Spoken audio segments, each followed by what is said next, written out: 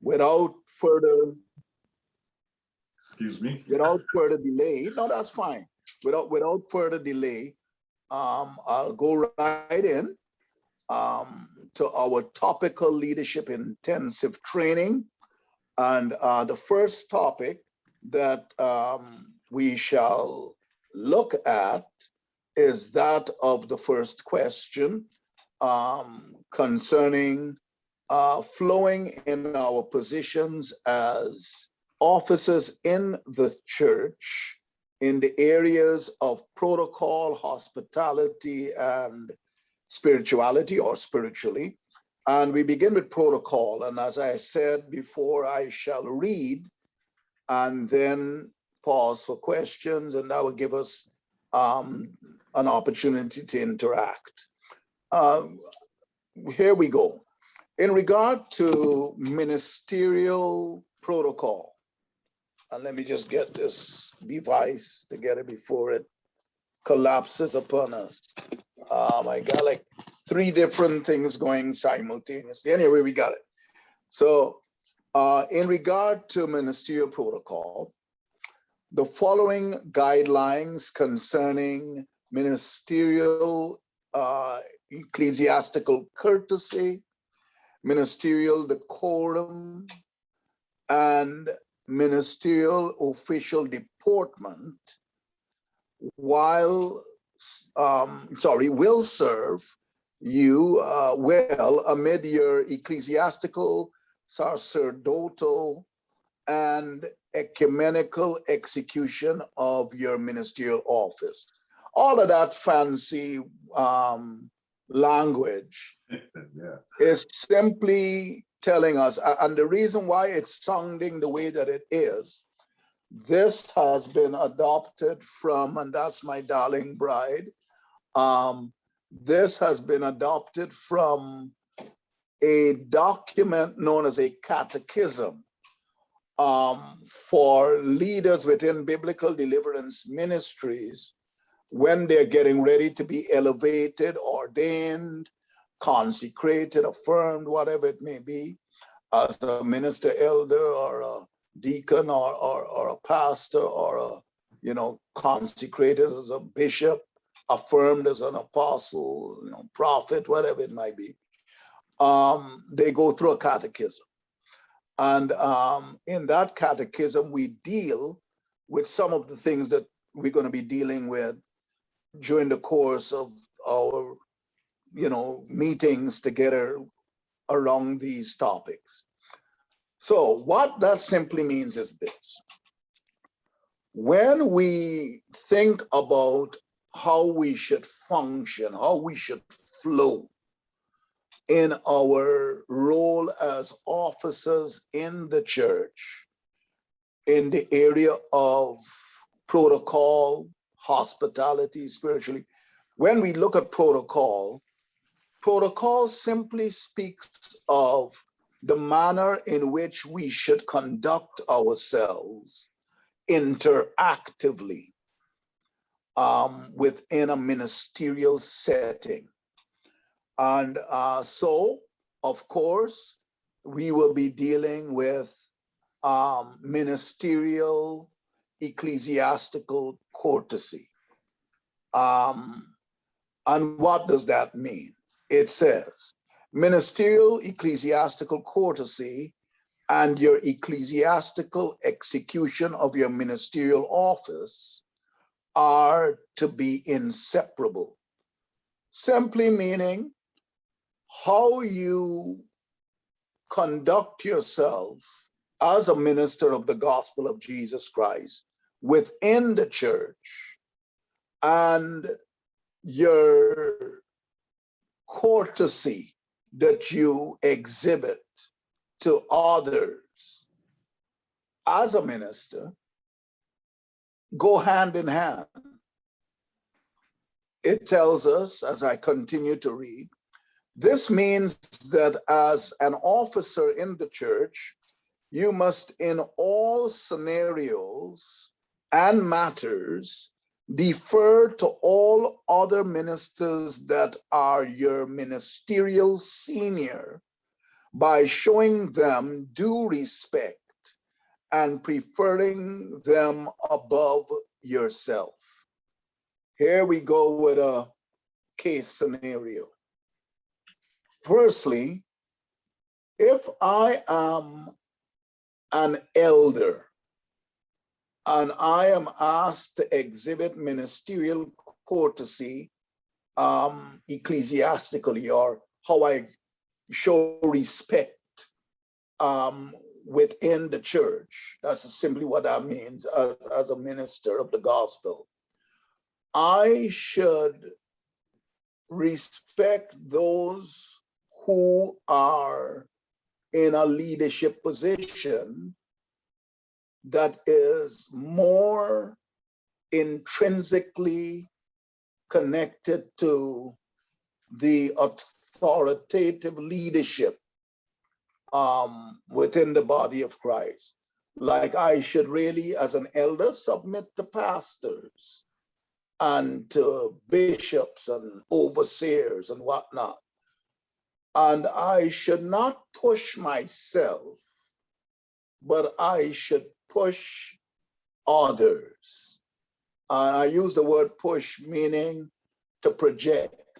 I should not constantly be trying to promote myself, but I should defer or give way to others and let them, especially those who are my senior in the ministry, let them be recognized for who they are instead of my trying to promote who I am.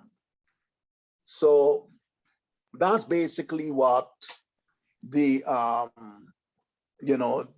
ministerial ecclesiastical courtesy entails. Real quickly, ministerial decorum is essential to your proficient sacerdotal execution of your ministerial office. Fancy word sacerdotal means priestly. When you're dealing with your priestly duties, when you're actually functioning and serving the sacraments, and whether it's communion, whether it's officiating at a wedding, whatever it may be, and any one of the sacraments of the church.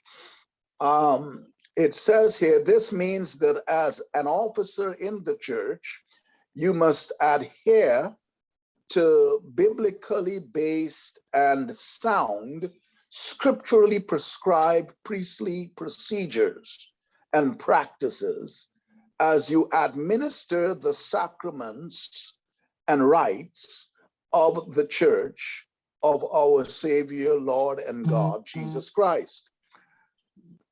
What does this entail? There are people who get quite creative and they constantly claim that their creativity stems from Holy Ghost prompting, where they said the Holy Spirit led me to do this. For example, if communion is served in a particular manner within the church environment where we are serving, I've heard at the beginning of this call, reference being made to Church of God of Prophecy. If you are involved in the Church of God of Prophecy, you're a pastor there, you're an elder there, and within the Church of God of Prophecy, communion is administered a certain way, traditionally, historically, doctrinally. This is how we do it, and we have scripture to back why we do it the way we do it. You cannot, as an officer within the church of any tier of leadership, decide to spontaneously alter the manner in which communion is administered because you felt that the Holy Spirit told you we're doing a change. You can't. So that's what that speaks of. You have to maintain that kind of decorum where you submit to what has been established and not become, confused in that regard and cause subsequent confusion in the body. Then we come to this third aspect of protocol, maintaining ministerial official deportment amid your ecumenical execution of your ministerial office is paramount. What does this mean? It says this means that as an officer in the church, you must at all times and in all places respect the ecclesiastical order at hand by either graciously submitting to said order, or should it be scripturally unsound or even heretical, by discreetly and diplomatically withdrawing yourself from the midst of it. What does this simply entail? Well, it simply entails that when you are within a service and you know the protocol of the service, the order of service, who sits where, who does what. For example, in both biblical deliverance ministries and a place that I wouldn't say vouch for, but testify of, Full Gospel Baptist Church Fellowship International.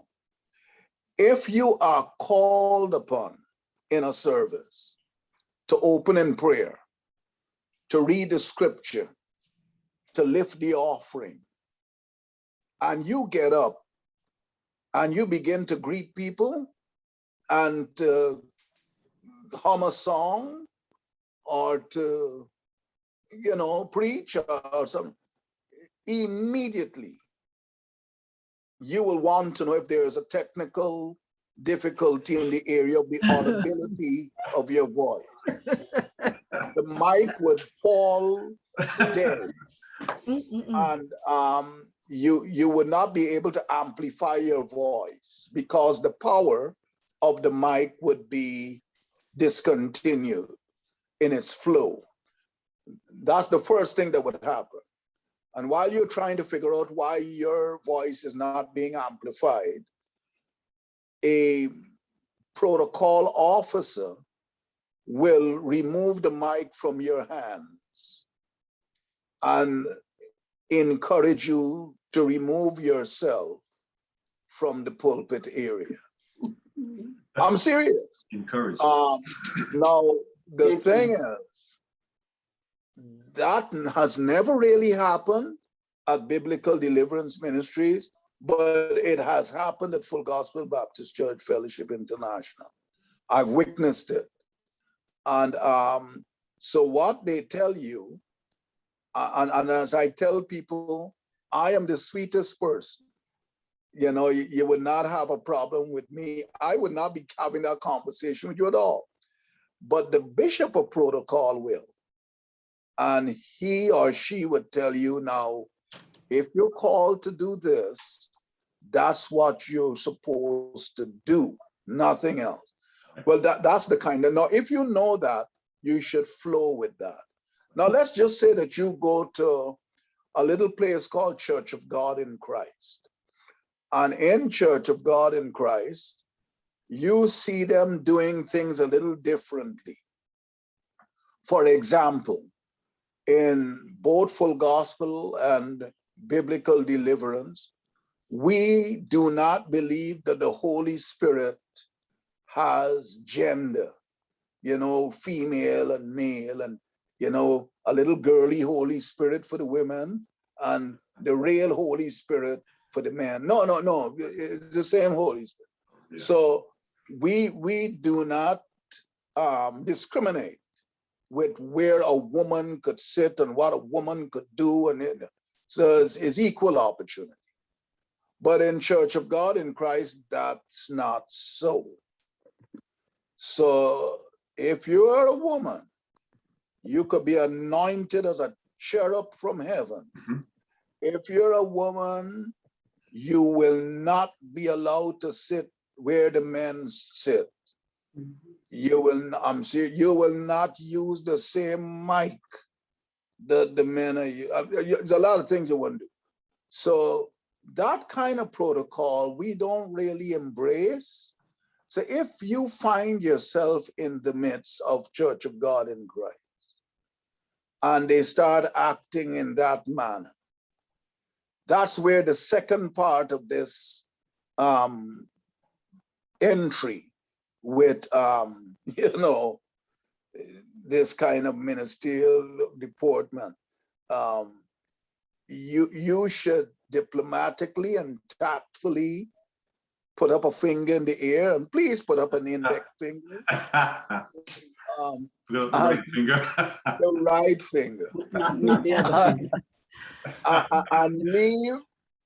That is indicative of your requesting to leave the place, and just tip out sweetly, change your clothes, change your clothes, get into your automobile and depart from the environment. So basically, exactly. So basically, that's what protocol looks like as we catechize leaders, within their catechism. We let them know, and it gets more involved, but I just wanted to give you an idea of what should basically be expected of us as officers in the church, as we execute protocol in the midst of church functions and in the midst of our interaction with other tiers of leadership within the church, both local and regional and national, and even ecumenical, meaning outside of our given fellowship, denomination, or reformation. Right. At this juncture, I will pause and ask if there are any questions concerning what I've just shared concerning protocol. No, not necessarily a question, Apostle, but I did write down here for myself, know the protocol of where you are. So, there are times when you may visit somewhere. Like I know that I have spoken or been invited to a Church of God in Christ church, then in other words. And, I would ask before I go, to know what the protocol is, so that I knew that at that particular time, I think they've changed it now, but at that particular time when I had gone, women weren't allowed to speak from the platform. They would bring a separate podium, and you stood on the flat or to the side and did that. So, and even when you go to, some Baptist churches or other churches that I have been to as well, I always try to ask about the people that I'm going to, so that you don't offend them, or that they don't get to hear the gospel because they're too offended, Right. So it is good to know the protocol of where you are or where you're going to visit as well. It is. No, you're quite right. You're quite right. Yeah, I agree with Pastor Janet. Always ask questions, like if I'm invited somewhere, do the ladies wear dresses only, pants allowed? Because, to us it may be okay, but to some denominations it's totally unacceptable. Oh, so yeah. we have to ask. They sound simple, but important, because people will turn you off for a pair of pants as a woman, and not hear anything good that you have to say, even if it's from the Lord, because they cannot get past the way you look. So any denomination that we don't know, any place that we're going, we want to have ministerial decorum. And ask about the time constraints too. Yes. Of course.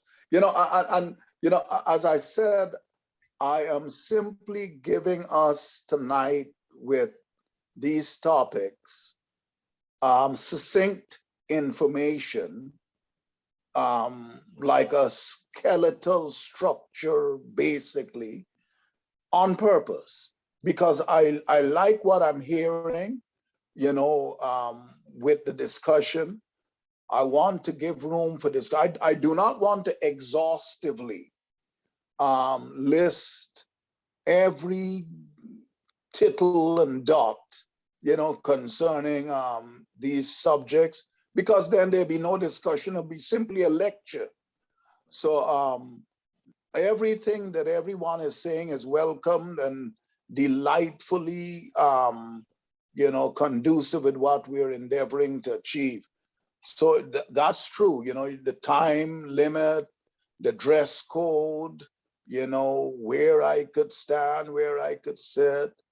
I could remember, and I tell you a story, in a place called Canton, Georgia, I was asked to speak at a church of one of the young men who at the time was a part of the Potter's House with T.D. Jakes. He's no longer a part of that. But, you know, he was with T.D. Jakes, and he asked me to come and, you know, preach there, and they had communion. And the communion was done like I have never seen it done in Christendom. You know, it was done, I mean, I don't think anyone, but anyhow, so I just simply stood there and waited for directions, because the presentation of the communion emblems was indicative of something quite exotic. You know, it was not anything, you know, germane, or it was very different. So, you know, I just stood there and waited, and, you know, and he explained to me, because I was going to begin to use what I saw, but what I saw was simply for display. And then there were other emblems that were going to be used for the communion. So, you know, you're right. You got to try to figure out what is the customary thing to do where you are. Any other questions, comments, subpoenas, innuendos? One of the things I like, Apostle, is that in courtesy, decorum, and deportment, there's nothing spiritual about those. And I think it's very, it has to do with respect, behavior, manners. And so there's nothing spiritual, you know, see, because a lot of times we like to make everything spiritual, and I don't see any tongues in there. I don't see any laying on of hands in there. It's no everything. Scripture? Huh? No scripture? Everything to do with a person's character is seen in courtesy, in decorum, and deportment. So those are the things that stood out to me. I think we like to spiritualize everything, but some things are just basic manners. Some things and a basic behavior. Some things are, you know, preferring each other out of respect, you know, for the senior leadership. So it's, you know, it's very interesting, because it's telling of a person, if you don't have that character to you know, show courtesy and to show decorum or deportment, you know, then, you know, you can't spiritualize it. You have to, it has to be within you. So I think that those three things stand out to me, because they're very, it speaks of a person's character versus the spirituality of a person. I was going to say that, you mean you don't get those things by the laying on of hands? No. Well, you know what? I was saying that to myself, and then I laughed and I said, well, maybe you do, but it's not that laying on of hands. It's a laying on of hands that your parents did when you were young. So you knew by the time you got there, you knew how to have respect, and you knew how to have courtesy, and you knew what your place, right? We don't see too much of that anymore. So, you know, Yeah. It's a little bit different nowadays, and you have to teach that. Yeah. You got to teach it to Exactly. adults. You're teaching it to adults, not children. Isn't that Yeah. crazy? Oh yeah. Oh yeah. And you know, and Pastor Janet, that's why in our fellowship, we place, as I was saying earlier today, to a group of people, we place emphasis on character building, Christian character building. We can teach a chimpanzee to do all kinds of fancy things, but we can't teach that chimp manners. So we focus in our leadership training paradigm, our discipleship paradigm, our spiritual formation paradigm on building Christian character. Yes. And as we so do, we incrementally begin to impart technical knowledge concerning the execution of certain other things. But Christian character impartation and enhancement is paramount. So basically, you're going to see, and I'm glad that Bishop-elect Wilkinson has alluded to that by, you know, indicating what he perceives from what was just shared, because it's going to be a continuous thread of thought that is present throughout what you're going to be hearing from me. It's going to be very much dealing with our character than our ability to perform. A lot of training, and I don't ridicule it, and I'm trying to make sure we don't have an accident. Yet I don't ridicule it, is I don't know why you're doing that. Good. You know, is basically based on performance. You know, come to Johnny on the spot school of how to build a church in 5 seconds. And you go and Johnny on the spot shows you some real snappy stuff, how to build a church in 5 seconds or less. And you go and you come back and you do the 5 second or less building, and woo, and things are rolling. And then you're stuck. And Johnny on the spot said, come back and I show you how to get people to submit and give larger offerings. Oh my God. So you go and he shows you, and then I'm serious. So all you, in the end, all you have is a throng, not an assembly, but a throng or a crowd of disassembled, or, you know, they're not attached, disconnected people who are not connected to Jesus. They're not connected to one another. They're not connected to you. And who can do some wonderful things. They can sing, they can dance, you know, they can, oh my God, they know when to lift their hands, when to put it down. They know when to speak in tongues, and they all speak in the same tongues. You know, it's amazing. And everything is like uniform, it's fantastic. But do not get any one of them upset by sitting in their seat or forgetting to mention their grandchild's graduation. Yeah. Or look, it's, you gonna see the devil, man. So I'm just saying, you know, forgive me. I'm trying to make sure my apparatus don't malfunction. But anyhow, we're back. So the thing is, you know, you will have that kind of presence with the teaching. So If there are no other comments or questions concerning Apostle, I'll protocol. ask a question. So Go are we ahead. saying that most of this this flowing in our positions is based on training and learning behaviors? Because, you know, you use the monkey and the monkey is an animal. An animal instincts are natural, but behaviors, I think, have to be taught.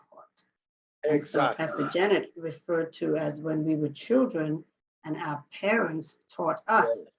how to behave at home so that when you go out, you will know how to behave and you don't embarrass your, you know. So are we saying that it's a similar thing for leaders and officers, that they should be taught and trained Exactly. how to carry themselves? Okay. No, you're right. You're right, Pastor Patricia. What we're actually saying is just that. Within biblical deliverance ministries, and as I said, I can speak for biblical deliverance ministries. I can speak for Sanctuary of His Presence King. I can speak for any of the ministries within biblical deliverance ministries. And I can speak for Full Gospel Baptist Church Fellowship because I was very much involved in helping with stuff there as well. But what is paramount is Christian character formation. Yeah.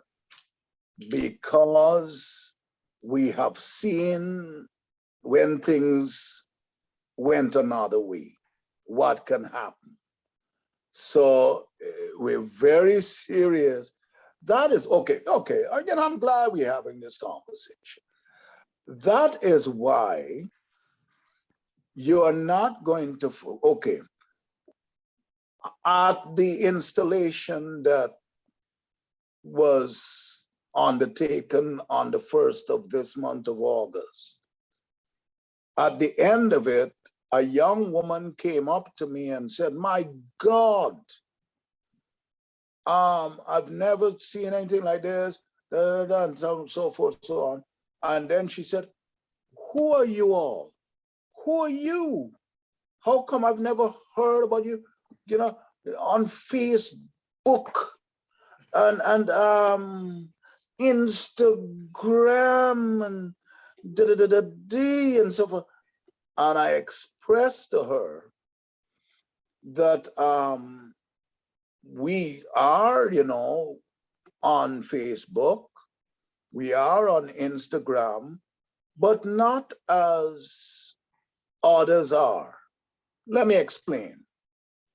I have a lot of people that I oversee, that I've mentored, that are a part of biblical deliverance ministries, that are on Facebook and that are on Instagram. And never will you see them with my picture up as, oh, hail great poopa of spiritual, they don't worship me. They worship Jesus. Right. So they're not going to be promoting me. So you're not going to hear Jason Owen. You're going to hear Jesus Christ. I have a son, a natural born son out of my loins that is on Facebook and Instagram. And at no time you're going to hear him talking about Jesus. You're going to hear him talking about discipleship training. I'm just trying to tell you, our focus is not promoting a man. Our focus is promoting the man, Christ Jesus. Because that's how we were trained since 1975. It's not like we're trying to put on a show. This is who we are. So, and I'm saying this with all respect, love, and grace, because, the Pope had to apologize for telling the Jews that Jesus is Lord. But anyhow, the thing is, and I want to say this in a particular way.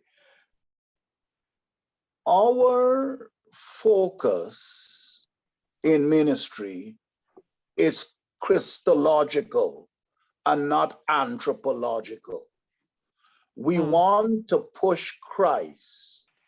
If you never know who Jason Owen is, if you never know what biblical deliverance ministry does, once you have experienced the ministry that God has made Jason Owen and has made biblical deliverance ministries, that's enough. You don't have to know us by name.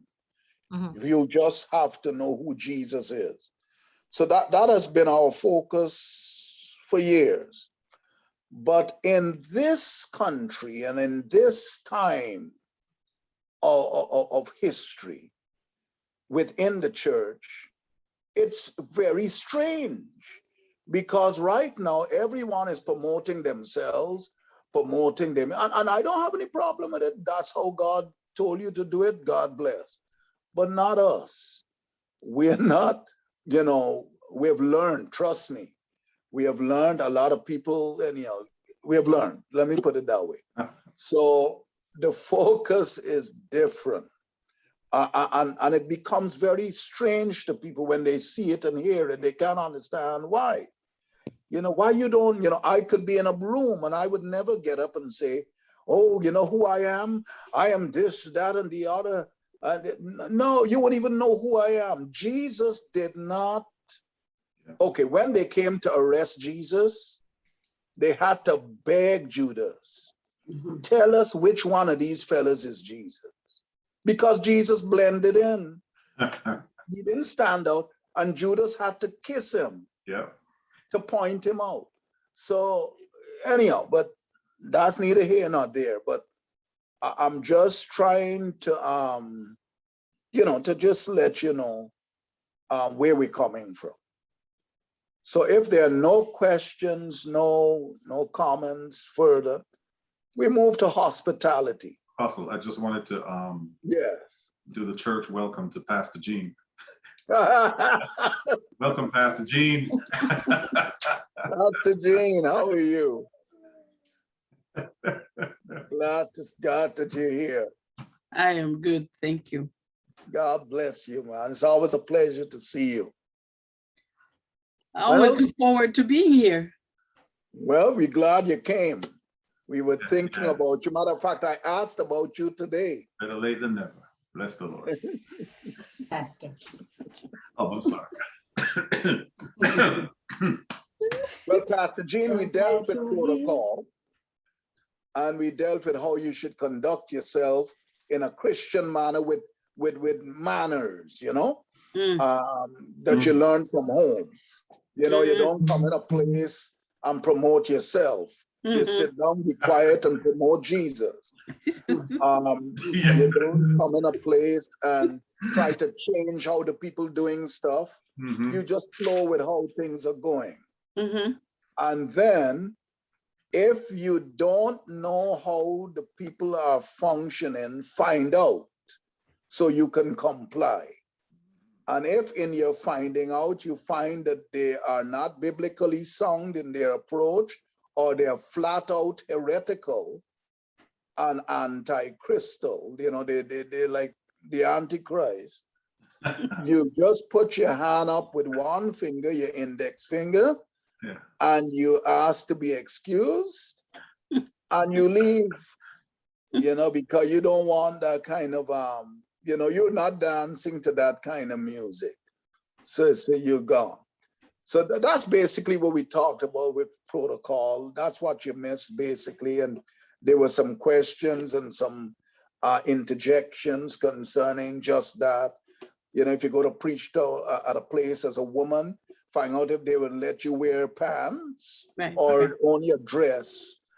If you have to cover your head like a babushka, or if you can just have your hair. If you, babushka, sorry, I have a Russian relative. My sister-in-law is Russian. So babushka means a grandmother.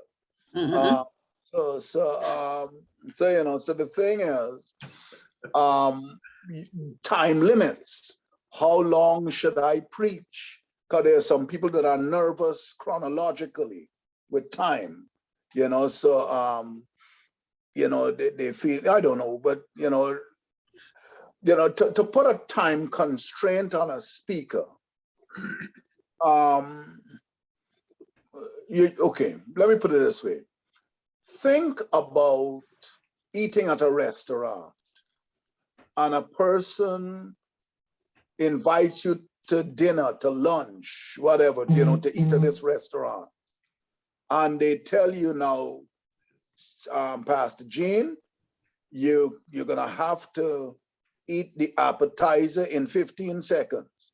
And then the main course, we're giving you 3 minutes to finish that. And then the dessert, again, 15 seconds. They should tell you that before you go to the restaurant. Don't wait until you at the restaurant and then tell you that. Well, it's the same thing with preaching.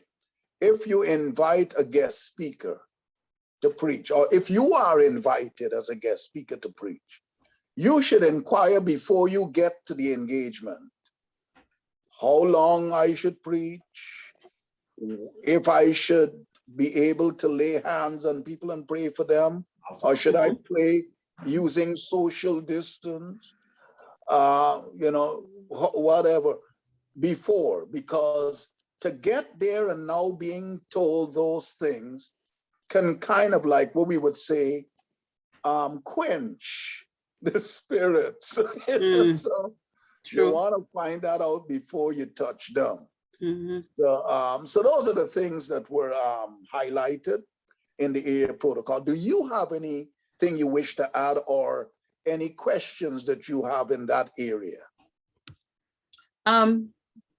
No, but I wanted to just make a comment on what was said. I didn't, as you mentioned, I wasn't here for that, but I think what you met our bishop, who trained us, and I think that Bishop Calhoun, I think yeah, I think as young preachers and preachers when we started out, we had those protocols in place, and we were kind of groomed as to how to be, and when we enter certain congregation and he knows the pastor. If he knows the pastor, he will also give us some insights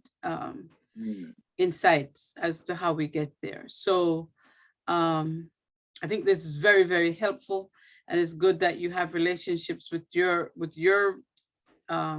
pastor, who's and then they can help guide you too within that, along with the questions that you have with that. So that's very, very helpful when we go out and to know protocols.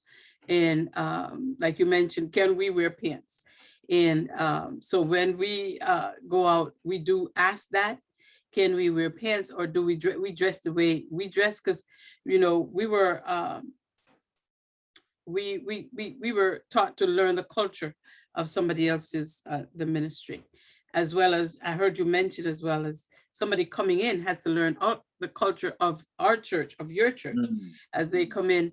And a lot, when we started our ministry, we had to unlearn a lot of things, because we had to adapt to the culture of that church and how we were going. So I think those are very, very helpful tips that we can pass on and practice as ministers and pastors as we go out in community to preach. I appreciate you sharing that with us. And as I said, and you weren't here to hear it, so I repeat it. During this time of sharing, we wanted to continue to exemplify the spirit of the uplift, which is participatory, where, it's not a lecture, we can have comments, questions, interjections, and such. So I really welcome it, and I very much appreciate you sharing that. Well, basically, you got a review, and now we're getting ready to go into something called hospitality. in the area of how we should flow as officers in the church. So hospitality is where we are right now. And as I did before, I'm going to do again. Pastor Jean, you weren't here to hear it, but I'm going to read so I would save time. And then after reading, I will indeed ask if there are any questions. And in the midst of that, we can elaborate and clarify what we have read. So here we go again. In the ministry of hospitality. And on this page, the numeration of the page, the position of the number is not by mistake. It's purposefully at the top, you know, page 1, you know, the 1 is at the top and instead of at the bottom of the page, intentionally. All right, because this was a document that was used, and in all of these answers to these questions, various documents that were pre-existent have been brought to bear. This document actually was developed for a fellowship that needed some teaching in the area of hospitality ministry personnel in South America, Guyana. And so they asked, and we had developed this and we used it since then, a couple of years ago. So it says here, the ministry of hospitality. Don't worry with the office of, you know, this is right out of the office of the Bishop of Protocol. So, you know, for our fellowship, Biblical Deliverance Ministries. So here we go. Within the local church, one of the most crucial aspects is the ministry of hospitality. This ministry involves the following 3 facets, each of which are overseen by a protocol ministry personnel. 1, greeters. 2, ushers. 3, servers. These 3 are the 3 facets. The first, the greeters. This facet of ministry of hospitality consists of 3 groups of ministry personnel. 1, the parking lot greeters and parking attendants. 2, the door greeters. And 3, the sanctuary greeters. Now we look at these 3. 1, the parking lot greeters and parking attendants. These ministry personnel greet the drivers as they enter the local church's parking lot, as well as direct those drivers to the appropriate available parking spaces. Apostles, prophets, teachers, bishops, pastors, evangelists, visiting dignitaries, and guests, speakers, to specially designated parking spaces.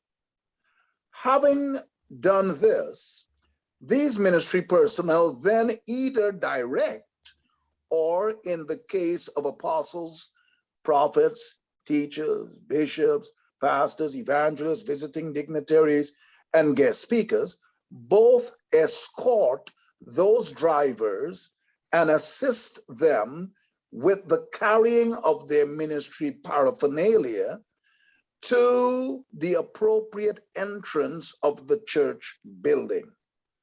That speaks of the parking lot greeters and parking attendants. Secondly, the door greeters. These ministry personnel greet everyone who enters the church building, as well as direct them to its sanctuary where the given church service is in progress.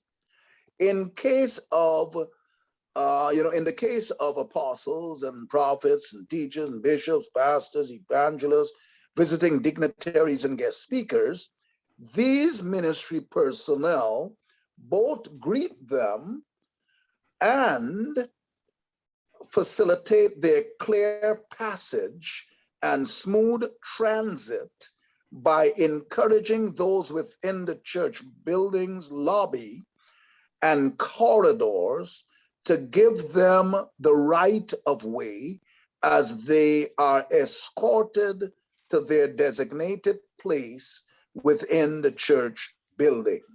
That speaks of the door greeters function in the area of hospitality. Thirdly, as were stated, the sanctuary greeters. These ministry personnel greet everyone who enters the church building sanctuary, as well as directs them to the appropriate usher, who would in turn conduct them to the appropriate available seating. In the case of apostles, prophets, teachers, bishops, evangelists, pastors, and all these people, visiting dignitaries and, guest speakers, these personnel facilitate their clear passage and smooth transit by encouraging those within the aisles of the church building sanctuary to give them the right of way as they are conducted by the appropriate usher to their designated seating. We have just dealt with the greeters, whether they're in the parking lot as parking lot greeters and parking lot attendants, whether they're at the door as door greeters, whether they're in the sanctuary as sanctuary greeters. The whole impetus behind this hospitality ministry paradigm is that of incessant and uniformed personal or interpersonal contact, where the individual that is coming to the service, whether they are just visiting or they are in some tier of leadership or they're dignitaries of the community and or they are the guest speaker, they are in triplicate experiencing or being engaged with interpersonal contact. It is not by accident. It is on purpose. There's a reason why.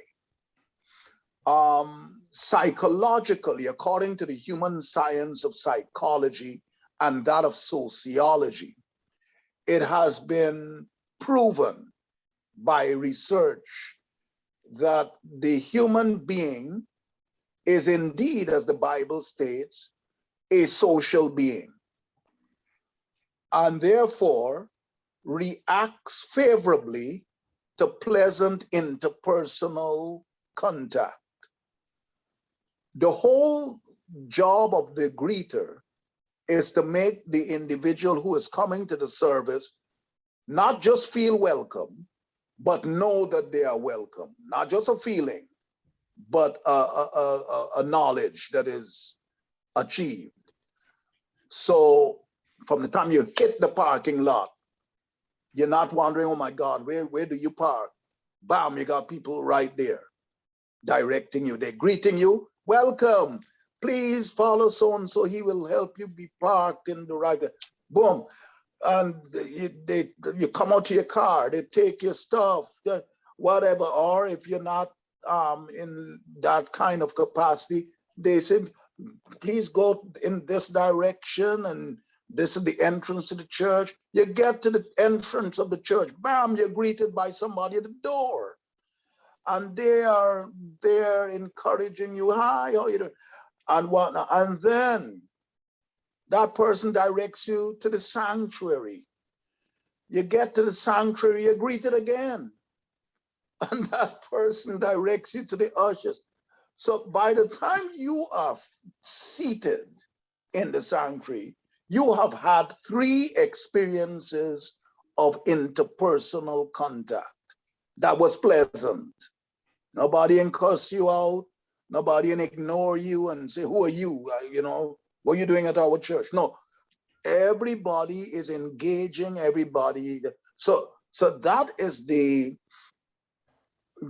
prescribed manner in which the first line, front line people of the hospitality ministry are trained within biblical deliverance ministries and you know, other places as well. Now, any questions? I want to pause here. I know I said I would pause at the end, but I want to pause here because I discern that there would be input and questions at this juncture.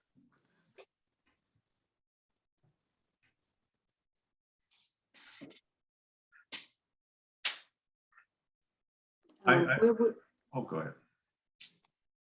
Sure. Go ahead, Lily.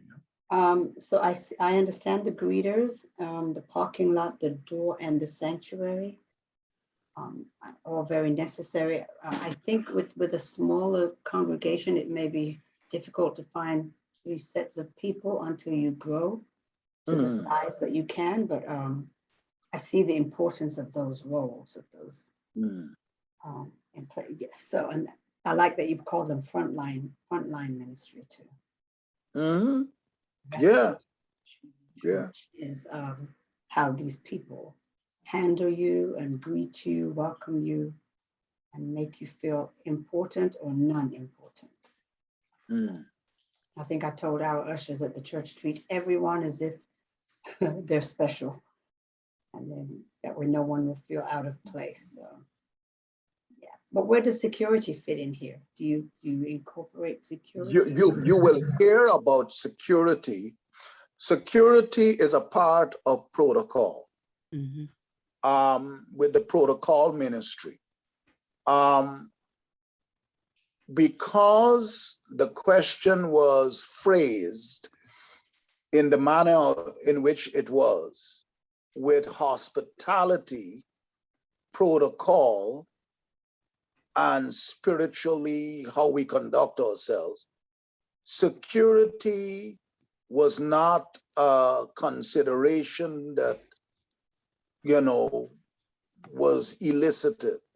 So what I will say at this juncture about where security comes in, whether we are aware of it or not, in that parking lot, with the parking lot greeters and the parking attendants, there is a security presence. There's a protocol officer present. Matter of fact, there in the parking lot, there is usually a minimum of 3 security protocol personnel present. 1 near the entry of the parking lot, 1 in the midst of the parking lot, and 1 closer to the building in the parking lot. You know, security. At the entrance of the church building, there is a protocol presence of security, not on the outside, but on the inside of the building, because you already have 1 closer to the building in the parking lot. So at the door near, you know, when people are coming in, there's a security presence. And that security all of these security presence are not presenting themselves as security. You know, they're on the cover. And the reason being not to entrap, but to not intimidate. You do not want to come to a church that at the entrance of the parking lot, there's an individual holding an AK-47. You know, it does not really convey a message of welcome. Okay. You know, you know. No. But trust me, there is somebody at that entrance of the parking lot that has high velocity lead poisoning potential. I'm just saying. So, and capability. Yeah. So then at the entrance, likewise, if you feel that you want to forget Jesus and embrace Satan, then we could help you. So in the sanctuary, there are security officers as well. One at the back of the sanctuary, one in the middle section, and a couple in front near the pulpit. A young man by the name of Creflo Dollar illustrated for us in a very show and tell illustrative manner what security looks like. Someone was upset in the church about being released from their local church position or whatever it was, and came into the sanctuary during a prayer meeting during the midday hour and shot an elder in the head and killed him in the pulpit at World Changers. Since then, security has been beefed up at World Changers. And there was a service a Sunday morning where somebody didn't like the fact that this misguided soul was ushered into some eternal destination. We're not sure where, but they were ushered swiftly with the high velocity lead poisoning. So, you know, what happened, the guy came into the building, and in the middle of the service, as Creflo was getting ready to close his message, ran up the center aisle and ran to the pulpit and jumped, you know, to attempt to get on the pulpit. And in midair, he received a touch. I'm serious. You didn't hear boom, bam, nothing, because these guys, their guns have a little device that silences the report. Mm-hmm. So he was just greeted with the impact of the bullet. And he, like a bird that is shot in midair, plummeted forthwith on the concrete floor in a completely lifeless disposition. So I'm just telling y'all, now, I could lie to y'all and pretend, but I'm telling you the truth. We got people in biblical deliverance ministries that are ex-Marines, ex-Army Rangers, and not all of them are male. They got females. Right. And they look nice. They dress nice. They don't even have a hint of weaponry possession. But there's a little song we used to sing. I'm yours, Lord. Everything I am, mm-hmm. everything I got, everything I'm not, yes. I'm yours, Lord. Try me now and see. See if I could be complete. I'm serious. You don't want to try protocol and see, because you might see.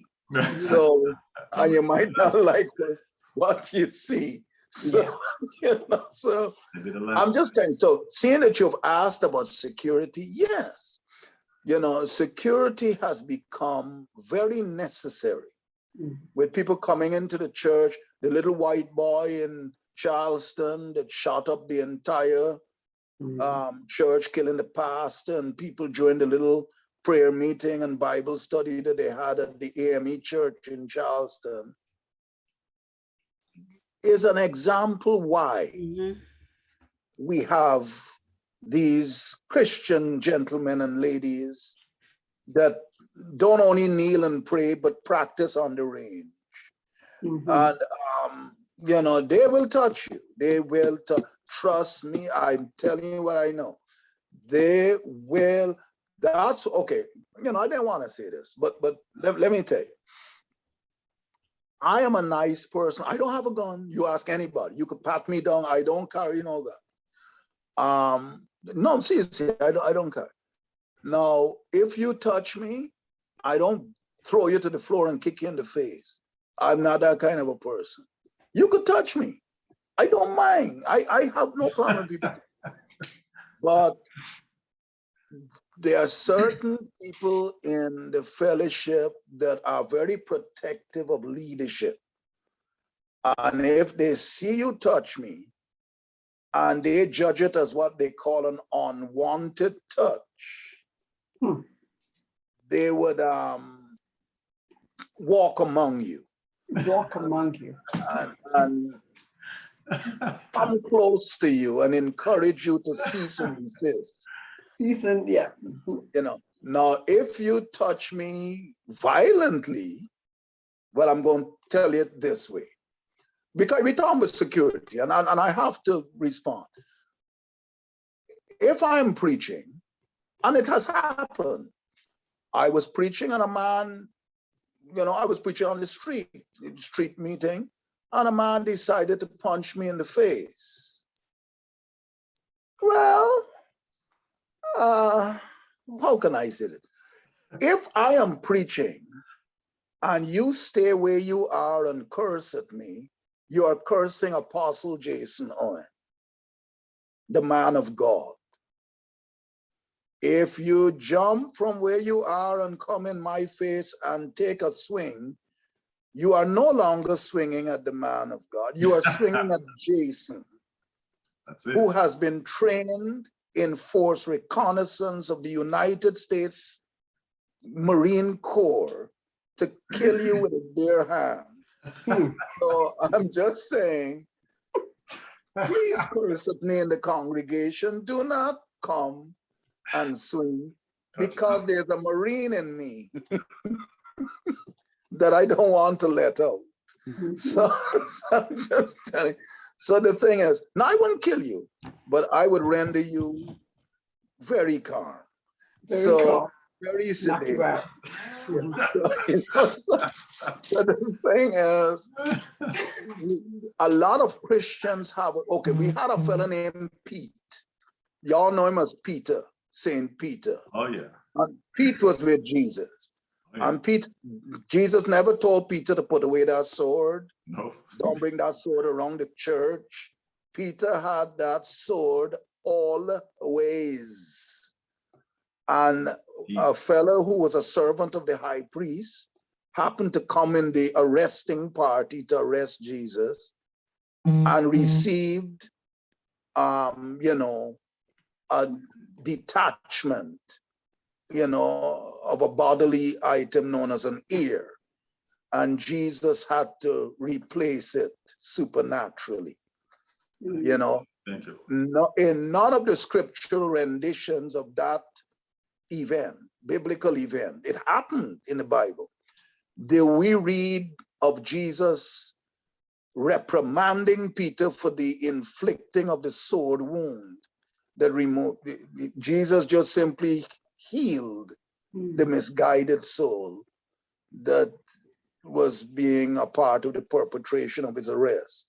So I'm just telling y'all, I am not a cruel person. I'm not demon possessed.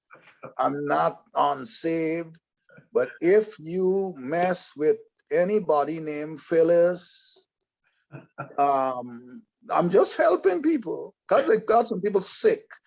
You know, I have a bride named Phyllis.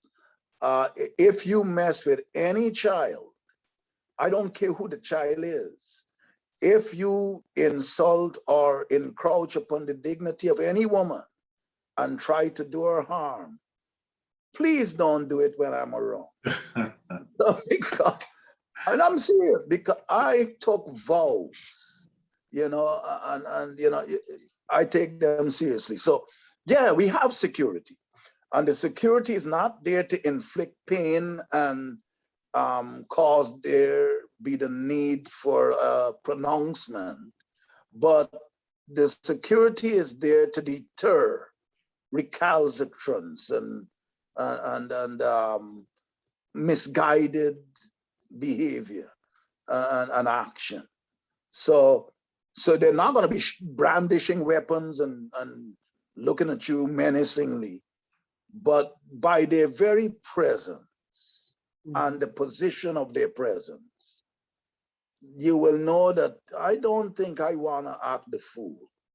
You know, like when the offering is being taken, you want to do a snatch and run. I wouldn't do it. I mean, the phone fell. You know, I'm laughing, so I'm shaking the stuff. You know, I wouldn't do it because it wouldn't work out well. You know, so I'm just saying. So that's the little dissertation on security. So yes, Pastor Patricia, there is security that you may not be able to discern their presence as security, but believe me, they're there. You may ask, with the recently engaged installation of Bishop-elect Wilkinson, if there was security present in robes. Yes. There were robed security people there. The same beautiful and gracious and kind and loving Bishop David Jason Stevens Sr. is an ex-Marine. And he was present in both protocol capacity and security.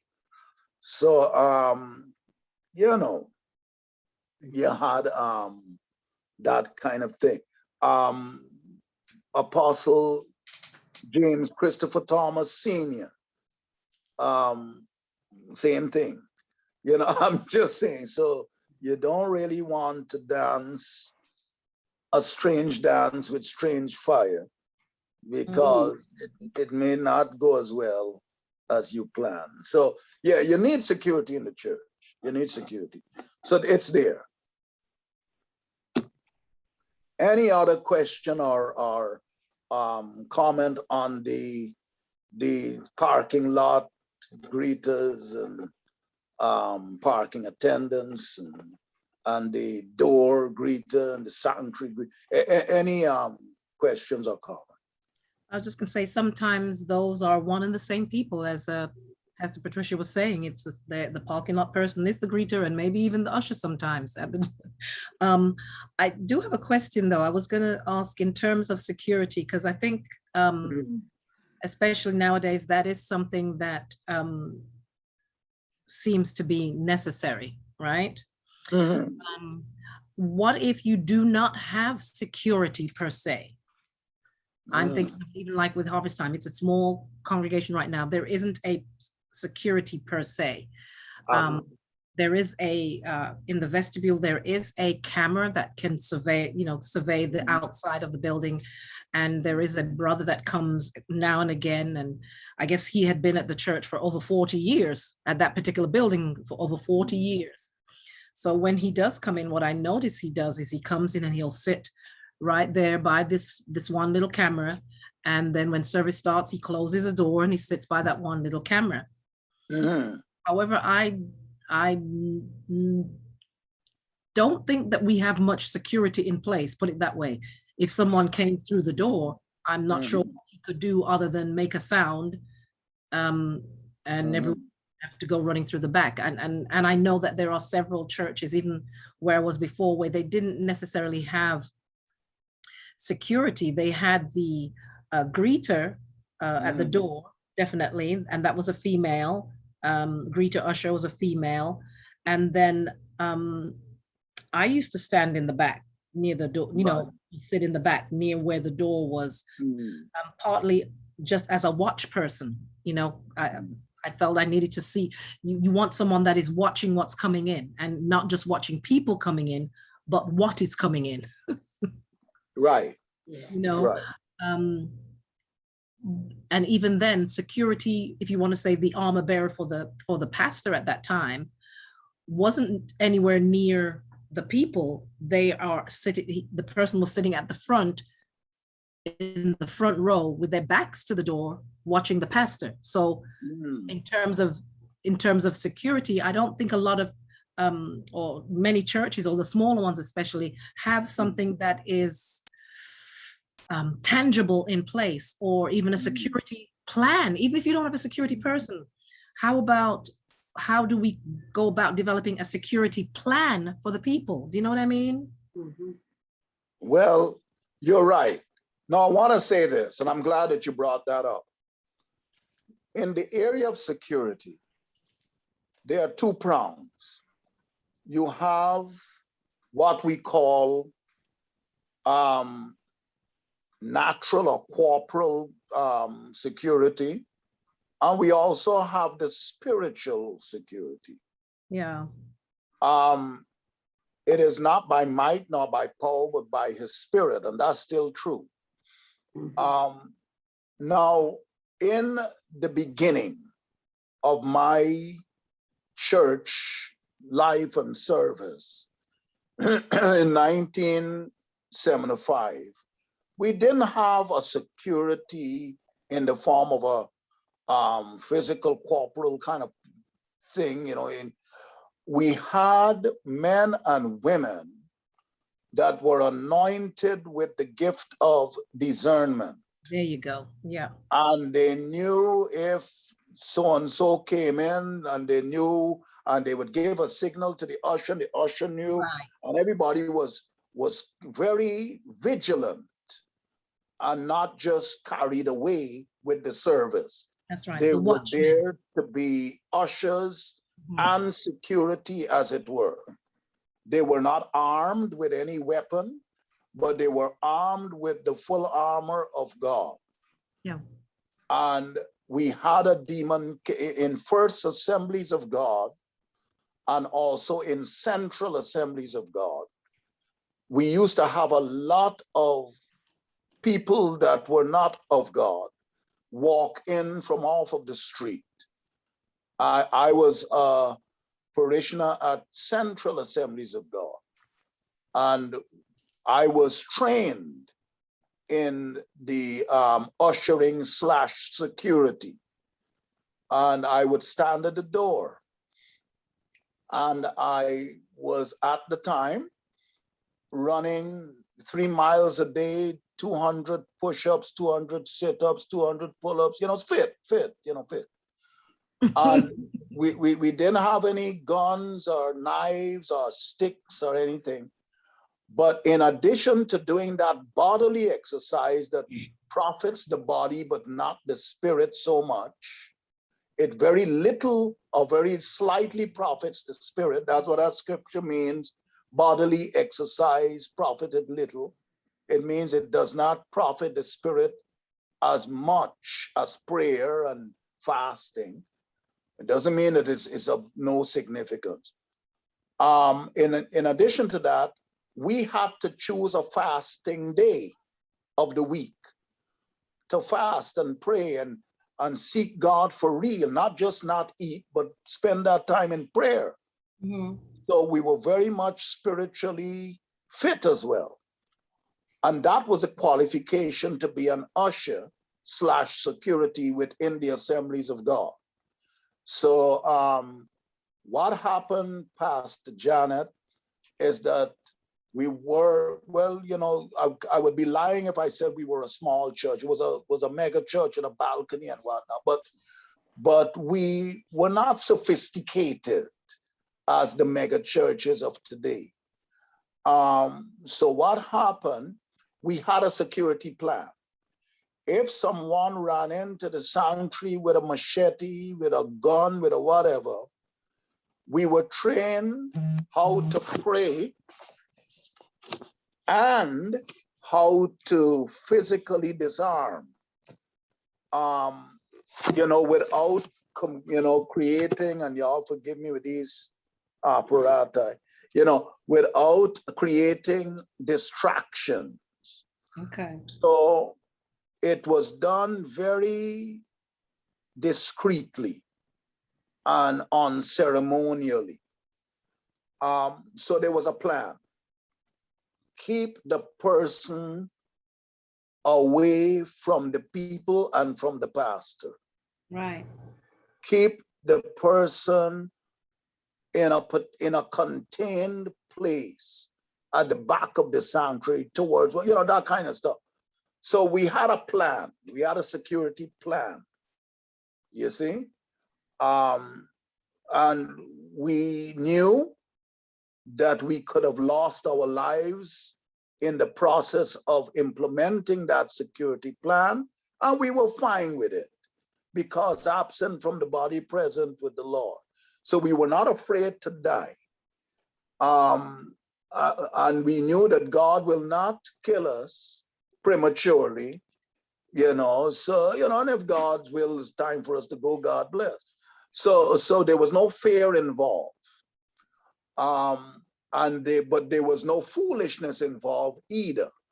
We knew how to not aggravate the person, you know, how to appease them, how to appeal to them as an individual, as a human being, and not mistreat them as an animal. So, you know, so different ways of engagement was taught.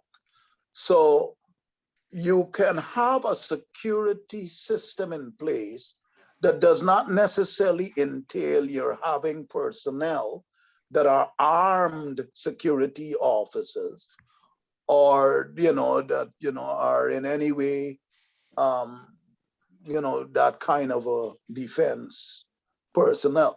But you can have a security system in place that has to do, and I'm telling you the truth, we had a fellow came in, and because we were prayed up, because we had discernment, we discerned where he was going, we confronted him in a very unthreatening manner, and we redirected him, and we were able to contain stuff and make sure there was no disruption of the service. So there are different methods of implementing a security system, and you're correct. Right. I think It doesn't matter how big your church is or small. I think that's one of the things in terms of developing your leaders as well, so they understand in terms of that there has to be watchmen and watchwomen in the house also. I think I call them the watchmen and watchwomen who are able to discern, and they're fully armed and ready for battle, even with no weapons, understanding that no weapon formed against us can prosper. But if those people are in place, it can certainly help to guard the sheep. No, you're right. Deter. Yeah, You're absolutely. correct. In our You're very correct. I'm sorry, go ahead. In our previous ministry, where we're coming from, our security, you know, the church was big enough to have security teams. You know, 1,000 membership, you know, you're going to need some type of security. And so the teams were cross-trained. So they were cross-trained as security and armor bearer, and some of them were parking lot attendants and ushers, but they all got the same type of training. You know, they were cross-trained so that at any given moment they would be able to fit into armor bearer position up front on both sides of the aisle, or at the back of the church, as you mentioned before, or in the parking lot as a parking lot attendant, but still working security. And they would be on rotation so that, you know, because things do happen at church. I mean, that's just not, we live in the 21st century. Things happen. People will come into church and try to attack the pastors and try to attack. We've seen that. We witnessed that a couple of times. And even recently I witnessed that. And so there is a need for it in the ministry. I know some churches are not that big, but somebody has to, you know, fulfill that role, because things do happen and it will get out of hand if nobody's there to, I mean, I've witnessed it recently. The person got right up next to the pastor at the pulpit and nobody stopped them. Small church. And the person literally was standing right in front of the pastor. And I'm saying to myself, okay, where is at least a deacon? Somebody.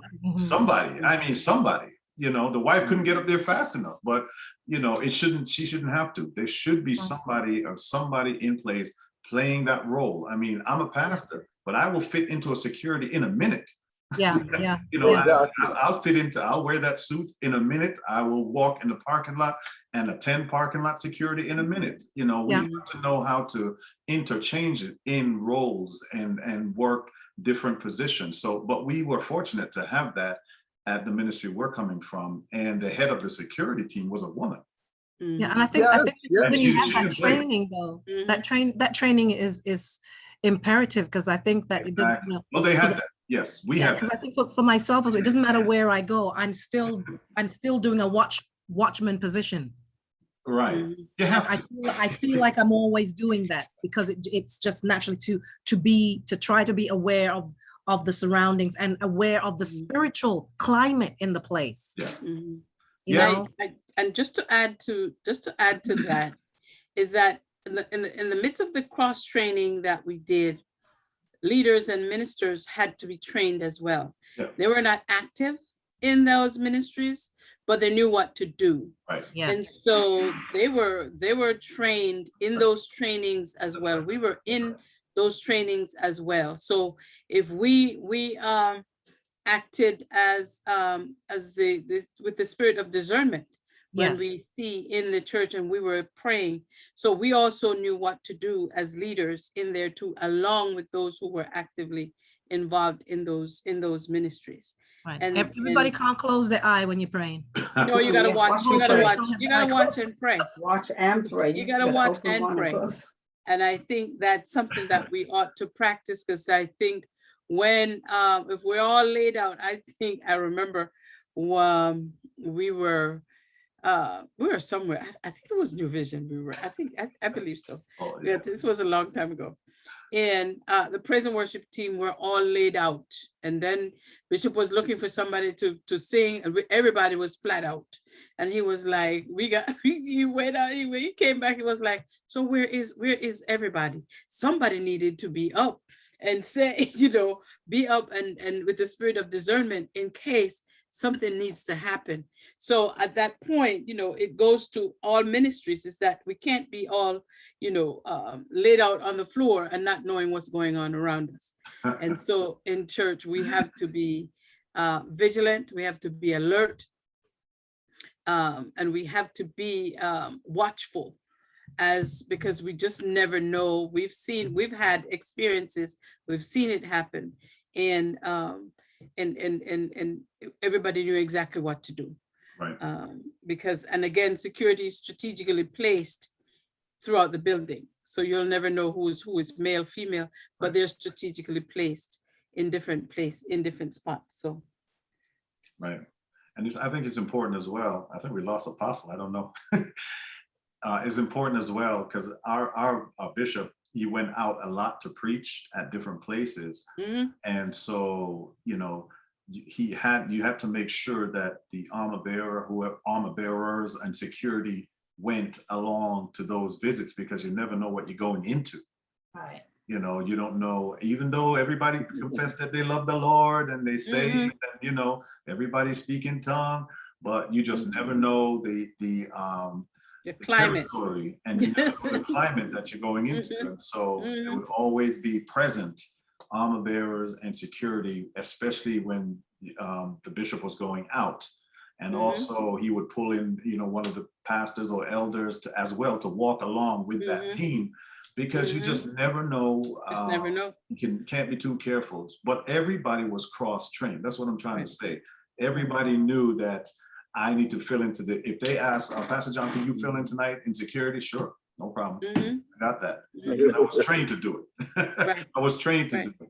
And so the cross training does help, that everybody knows what to do if X, Y, Z happens. And that's something that we really need to, I'm definitely going to work on that, even for my house, mm-hmm. make sure that we know that there's an execution plan in case of, X, Y, Z happening. We just never know.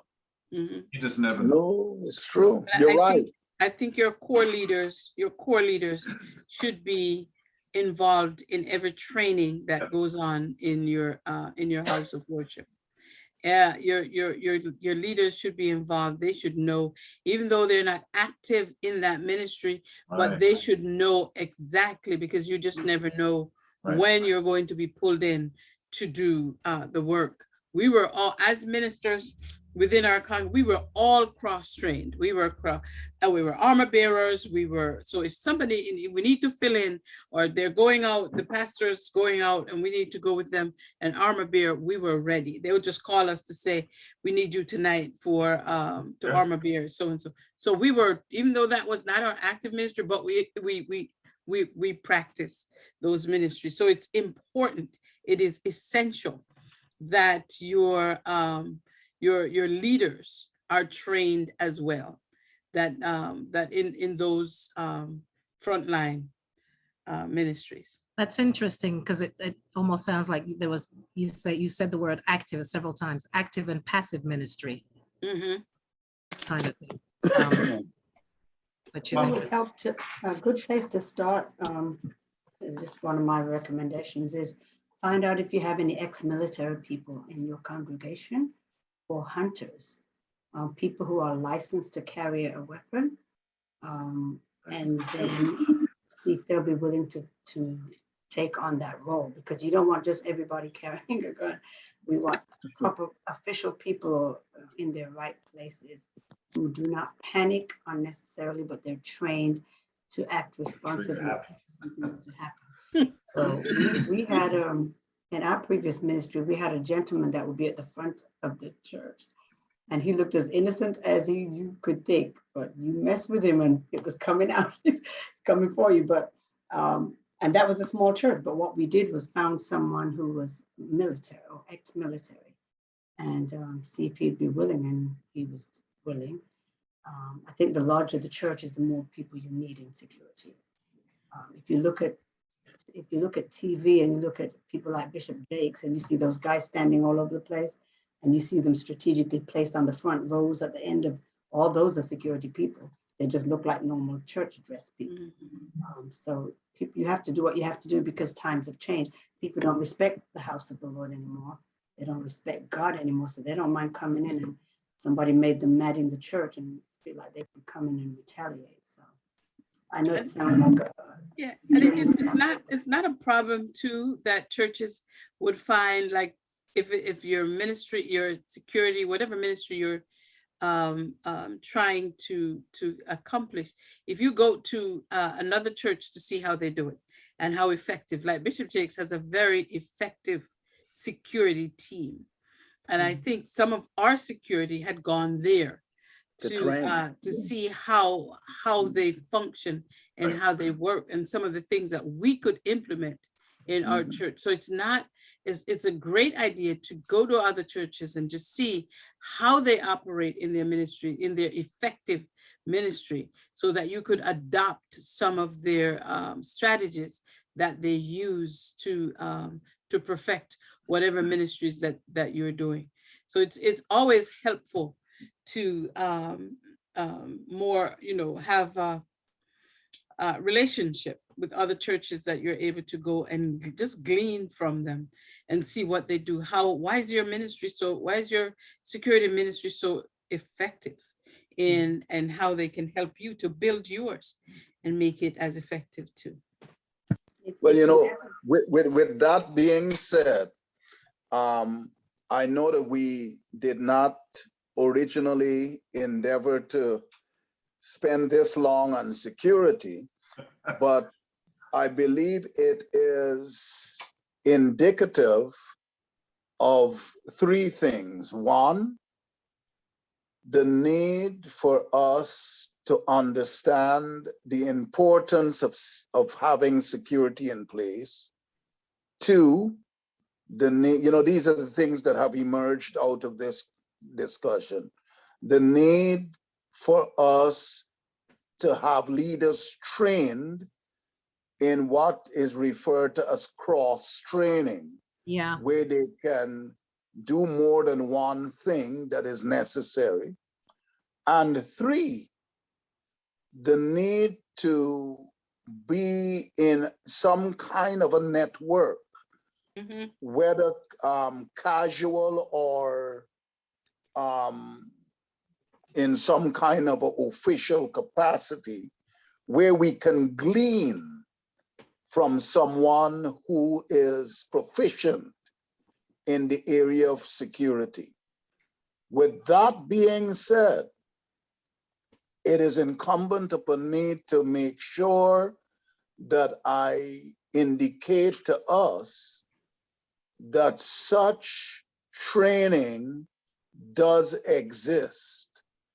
And if any of you or any of us, I should say, is desirous of any of those enumerated possibilities, gleaning,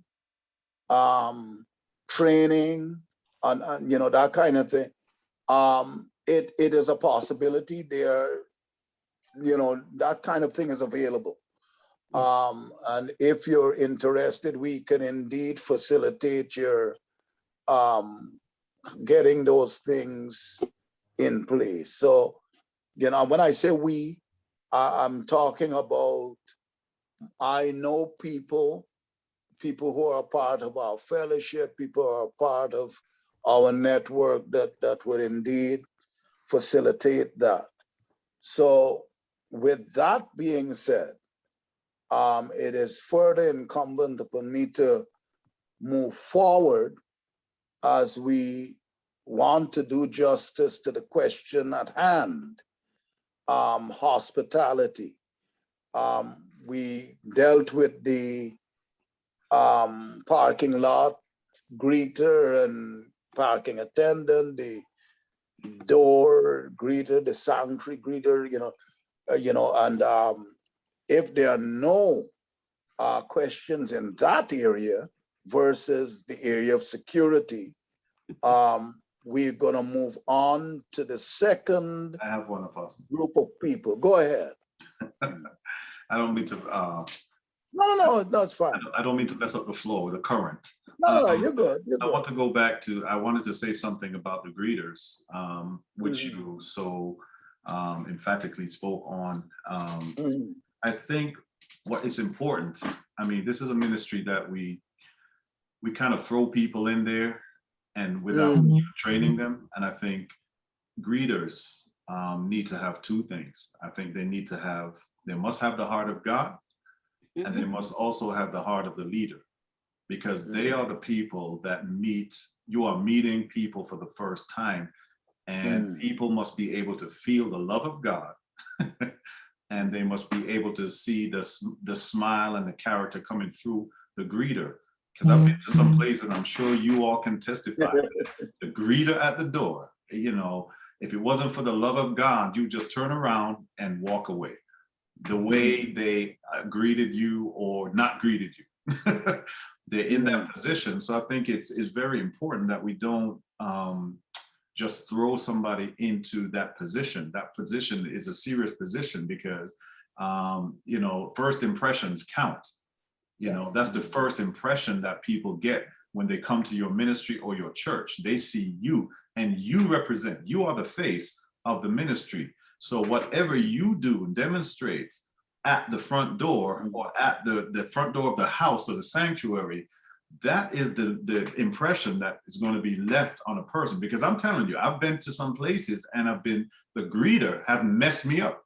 The greeter had messed, you know, just their very demeanor, their deportment, no courtesy, and it's like, why are you even in that position?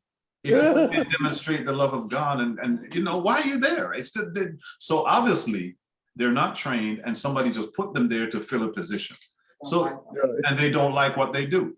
You know, so it's just like, why are you there? So I just wanted to make that point, Apostle, just to make sure that, you know, if we're choosing greeters, you know, we don't just throw somebody just to fill a slot because they're tall or she's cute or, you know, he looks good at the door, let's put him there. You know, it's more than that. They must feel the love of Christ, you know, coming through, and you must also have the heart of the ministry and the pastor. because you're the face of the ministry, and they're going to come in and experience at the very, just like a job interview, first impressions count. The first minute you can tell if you're going to hire this person or not. You can tell if you want to be in this church or not based on the greeters. For the rest of the service, you can sit there and all you're thinking about is that greeter at the Lord Jesus, that greeter. So I just wanted to make a point, just right. No. I'm glad you said that, because what we said concerning these frontline workers within the church is that according to the human sciences of psychology and sociology, we are social beings. Yeah. We human beings. Yeah. And so we wanted to make sure when people come to the church, they get that frontline interpersonal, pleasant interpersonal contact in triplicate, from the parking lot to the entrance of the church to the entrance of the sanctuary in those 3 years. So yeah, and what you have said actually speaks to that which undergirds that paradigm. Yes, we want people to have that pleasant experience interpersonally 3 times, even before getting into the service. And that's why, as you have rightfully said, we train the people that are in these positions to provide such a welcoming presence, and to represent the vision and mission of the ministry and its pastor and its leader and whatnot. So, we will be all saying the same thing, and more so being the same loving Christian person. You don't want to have a loving leader and some real hateful people being led. So that is why, and you're gonna hear me say this over and over again. That is why our focus is on Christian character in our fellowship, and not how good you can sing and how good you could preach and how nice you look in that suit. It's in the we're very relationship based. So this teaching that you're going to receive is undergirded by that premise. And sometimes we have to reiterate that or even indicate it when we're dealing with people who are not privy to the vision and mission of Biblical Deliverance Ministries, when we're teaching the material that we do use in our fellowship. The people who are a part of the fellowship know this already. And as I said before, especially before Pastor Jean joined us, that we are relationship based, and this material that you're receiving tonight is coming from us. I didn't have to rush and prepare this. It was already pre-existent. And basically, it is not going to be presented to you exhaustively. It is going to be presented to you succinctly, that it will be able to elicit participation, because if I just cover every living thing, it would be a lecture and nobody would have anything to say. So you're right. So that kind of service as greeters can only be provided by people who have been trained, and there was a vetting process that would indeed qualify them or see them as being thus qualified to perform these roles and tasks. So yeah, you're right. That's right up our alley, what we're trying to encourage all of us tonight on this platform when we talk about hospitality. And as we were getting ready to deal with the ushers, and I'll just read that quickly. The ushers, and let me read this up. And I promised you that the next time we get together, I would not be in this cage with all these devices. I'll have one device and access to that. But tonight we are having a television experience. But so here we go. The ushers. These ministry personnel function within the church building's sanctuary by conducting everyone within it to the appropriate available seating. In the case of apostles, prophets, teachers, bishops, pastors, evangelists, visiting dignitaries, guests, speakers, these ministry personnel facilitate their clear passage and smooth transit by encouraging those within the aisles of the churches, church building, sanctuary, to give them the right of way as they are by these ministry personnel conducted to their designated seating. These ministry personnel also assist in the facilitation of the receipt of the offering as directed by the protocol ministry personnel officiating amid the offertory during any given service. All that means is that the ushers, in the same loving way that the greeters have greeted the people, engage them further in taking them to their designated seating, making sure that the tiers of leadership are uninhibitedly guided to their seating as well, by encouraging those that may be in the aisle to give way to them. They also make sure that a person who is in need of an offering envelope gets one, as they indicate their need of such with their uplifted hand, and help them to follow the instruction of the person who's officiating in the offertory, directing them accordingly. So that's a part of hospitality. The ushers. Any comment or questions on the ushers before we move to what is a very critical service that is rendered in the area of hospitality within the church setting, which is the servers. So is there anyone that has a comment or a question concerning the ushers?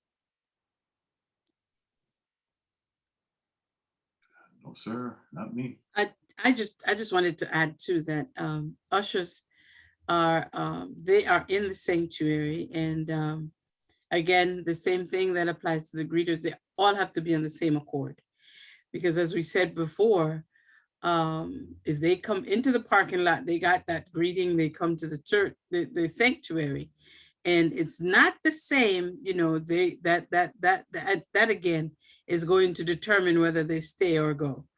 And sometimes ushers, we know that that's a job that they want to be a gatekeeper, doorkeeper, but sometimes we have to realize when they're no longer effective, and as an usher, and then kind of move them to somewhere else because they get comfortable and they start to forget what the heart of the culture of the church, the heart of the pastor, and what pleases God. So sometimes we have to reevaluate the positions and say, you've done what you needed to do. You're no longer effective, and then just kind of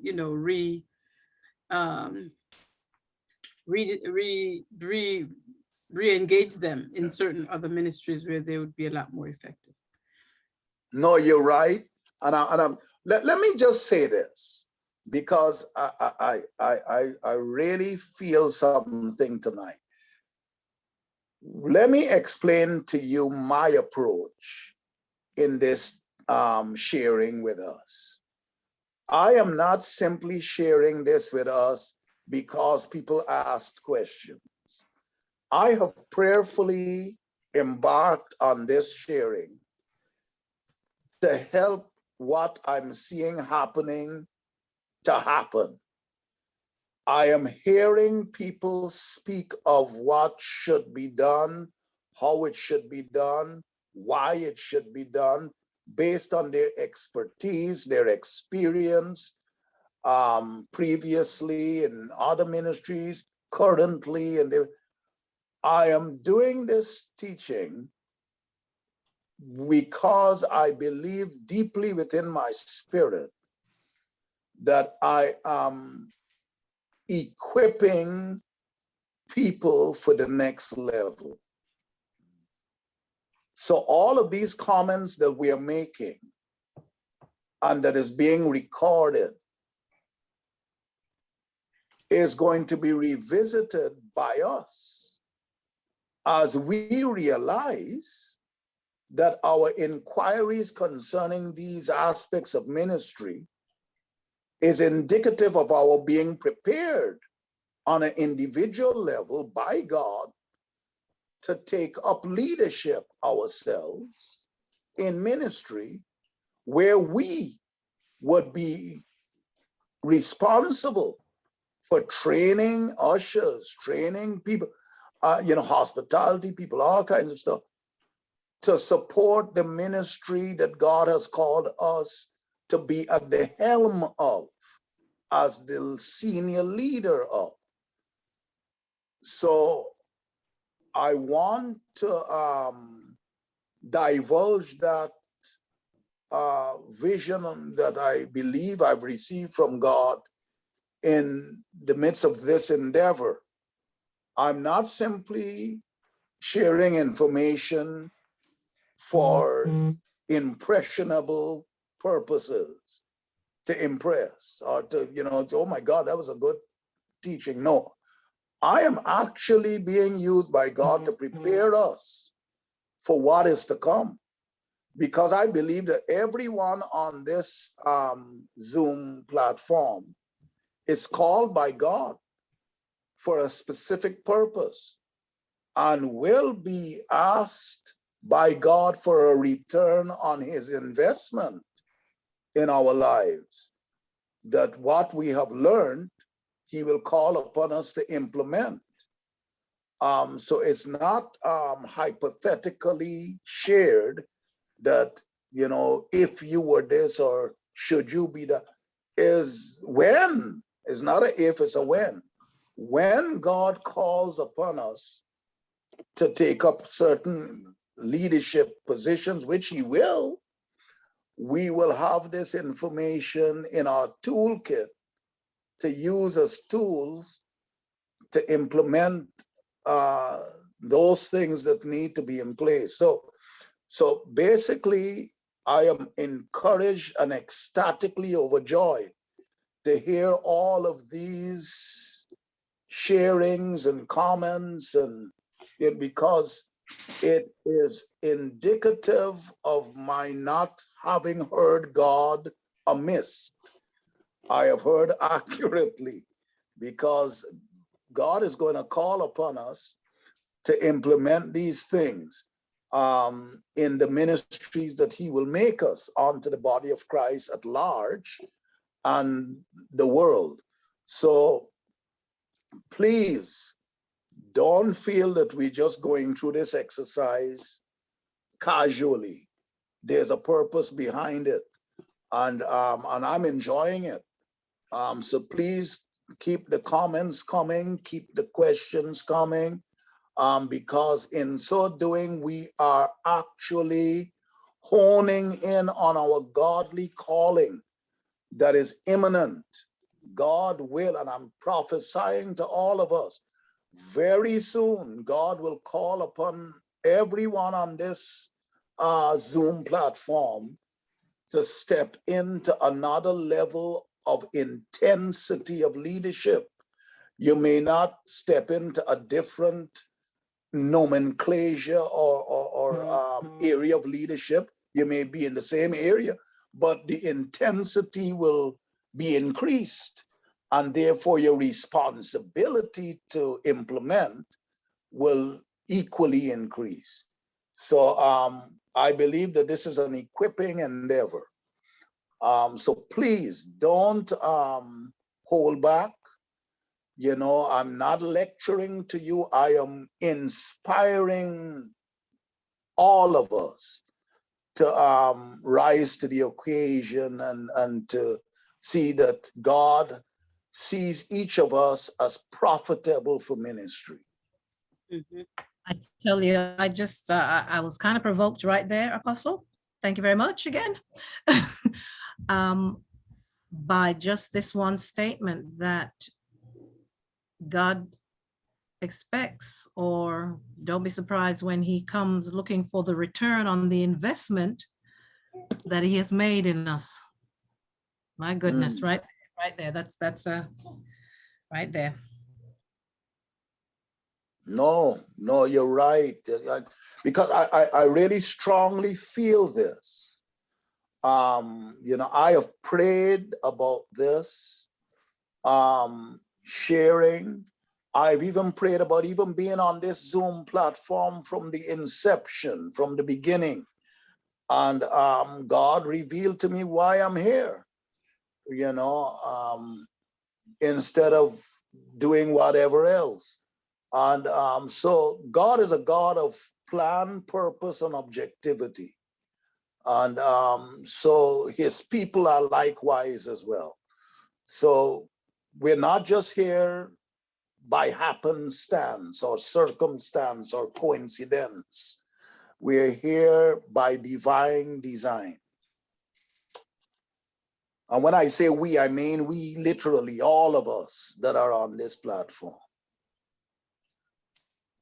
So if there are no other comments about the ushers or questions, we will move into this peculiar aspect of hospitality that can be easily misconstrued or even overlooked. And that is that of the servers. Mm. These ministry personnel are the very core of the local church's hospitality ministry. They're the core of the ministry, but we don't treat them, you know, most churches don't treat them in that manner, the servers. Now, under the direction of their protocol ministry personnel, the servers meticulously attend to the hospitality needs of the set ministry, the senior pastor, of the local church.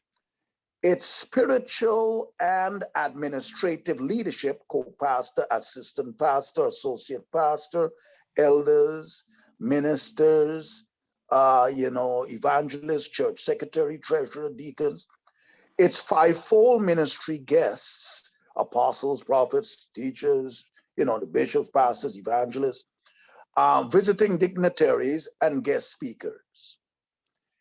In view of the servers being the very core of the local church's hospitality ministry, we have given much attention to, one, the prerequisites for being a server, as well as two, the stipulated protocol to be followed by these ministry personnel. Let me pause here to say this.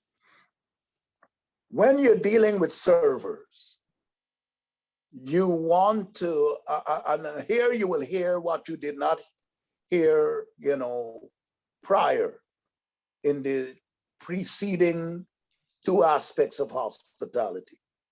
You will hear about the training process.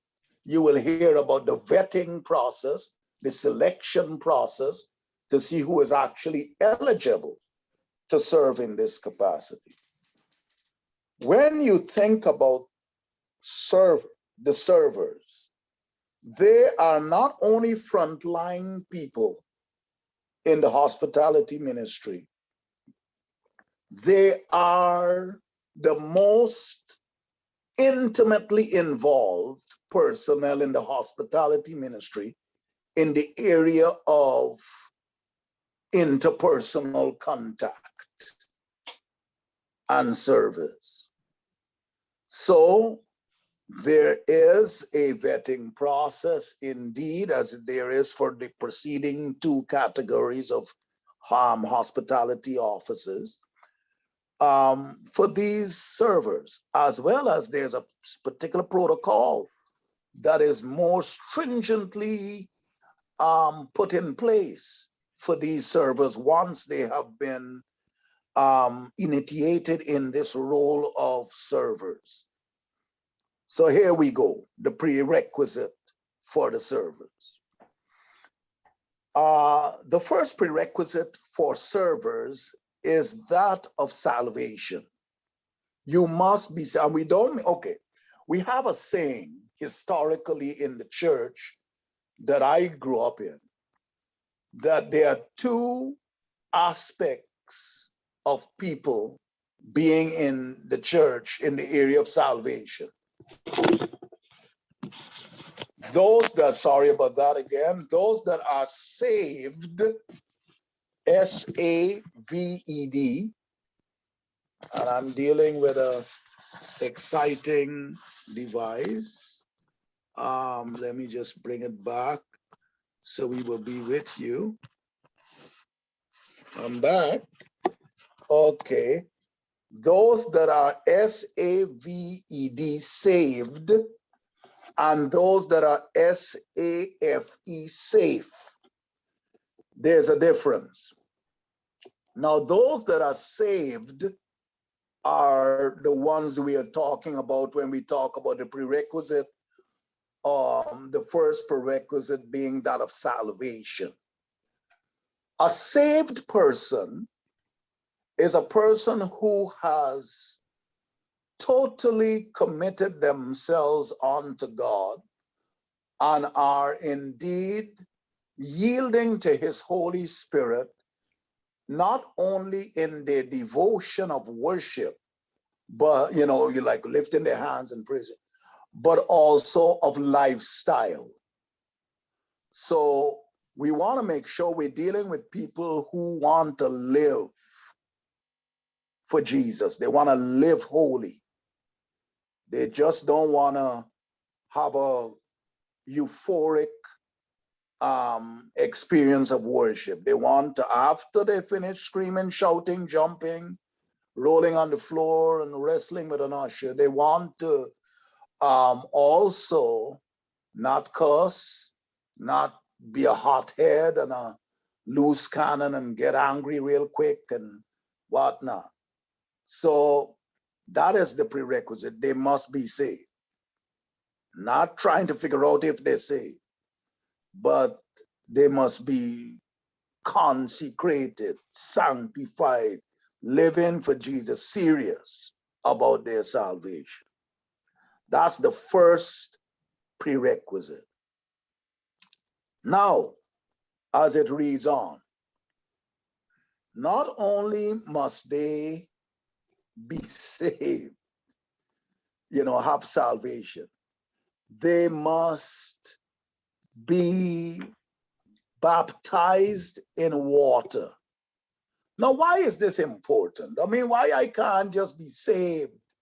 Why I got to be baptized in water just to serve as a server in the hospitality ministry? A baptized, saved individual, a water baptized, saved individual, is an individual who has, within the sphere of certain ministries and fellowships and reformations and denominations, have already gone through a little thing called new members class or converts class, where, yes, they're saved, they love Jesus, but they understand the need to follow Jesus in the waters of baptism, where they can publicly proclaim, once I was a sinner, now I am saved. And I'm being baptized in obedience to Christ, who said, repent and be baptized. So, so I am indeed publicly acknowledging my salvation. So you want to make sure that this person is not just freshly saved last night, but they're saved and they've been through converts class, they've been through new members class, and therefore they understand the teachings of God's word in the doctrine of baptism, and they have gone through that. They've been baptized in water.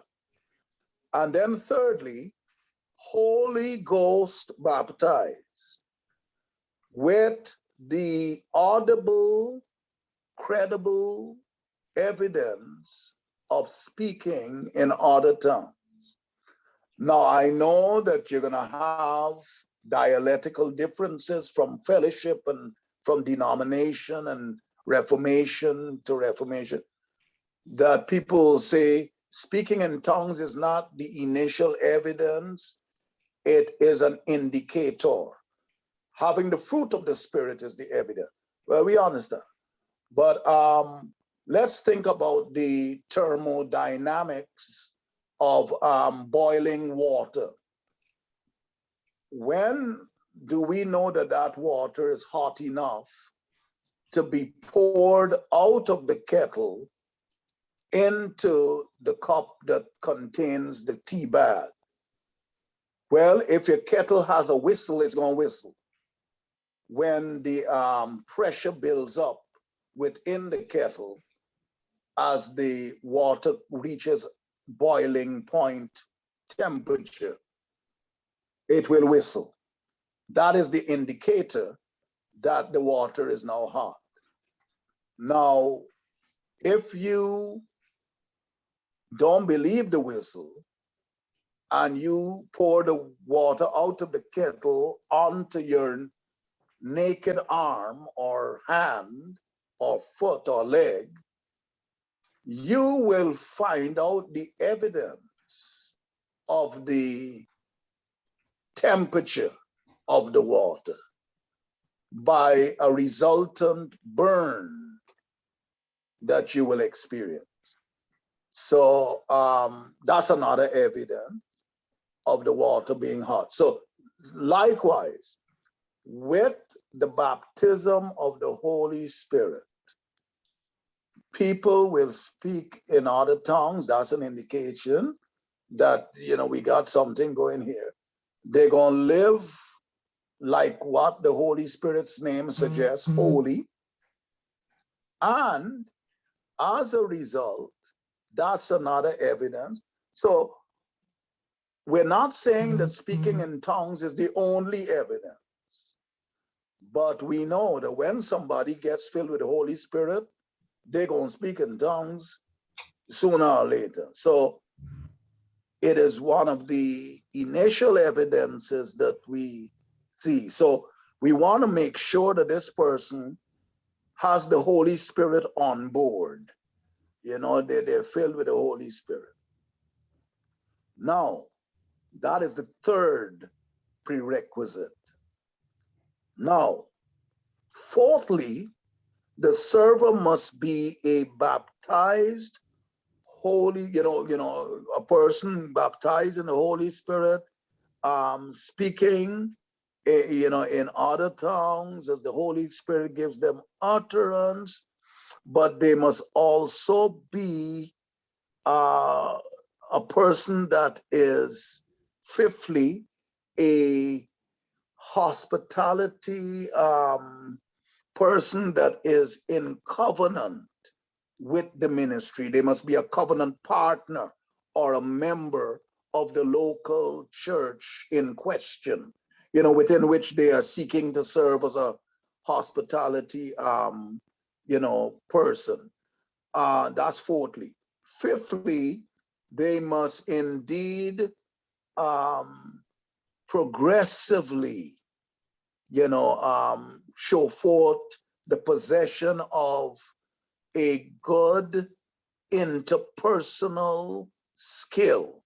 They must have people skills and a pleasant disposition, and given to hospitality.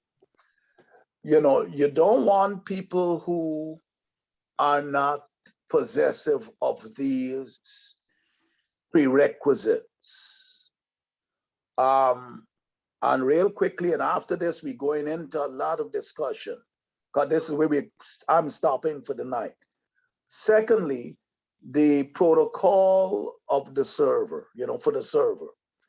And I read real quickly, since servers will come into close contact with both the set ministry, the senior pastor, and visiting dignitaries and, guest speakers and, 5-4 ministry people and such like, they must know how to conduct themselves in the presence of these people.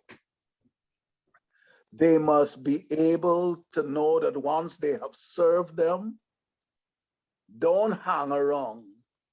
You serve them and you withdraw yourself from their presence immediately after so doing. If you're needed again, you'll be called. But don't just hang around idly after you have served.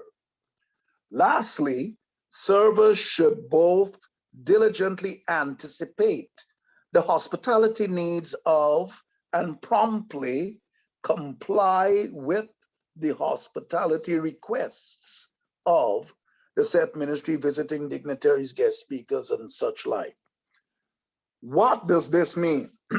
It means that as a server, you will be in the company of people that you're serving that are within tiers of leadership or guest speakers and such like. And they will be conversing one with the other in your presence. And the tone of the conversation and the content of the conversation would be of a confidential nature. Hence, you as a server need to be a person of confidentiality, where you do not repeat what you heard outside of the environs of where you heard it. So that's the kind of thing that is very indicative of the sensitive nature of the role of the server. And that's why we say that the server takes up a position that is tantamount to being the core of the hospitality ministry. And they are very, very important in the area of hospitality. Now, the server actually is an extension of the senior pastor's hospitality to his or her guests, guest speakers, and other people within the ministry's environment.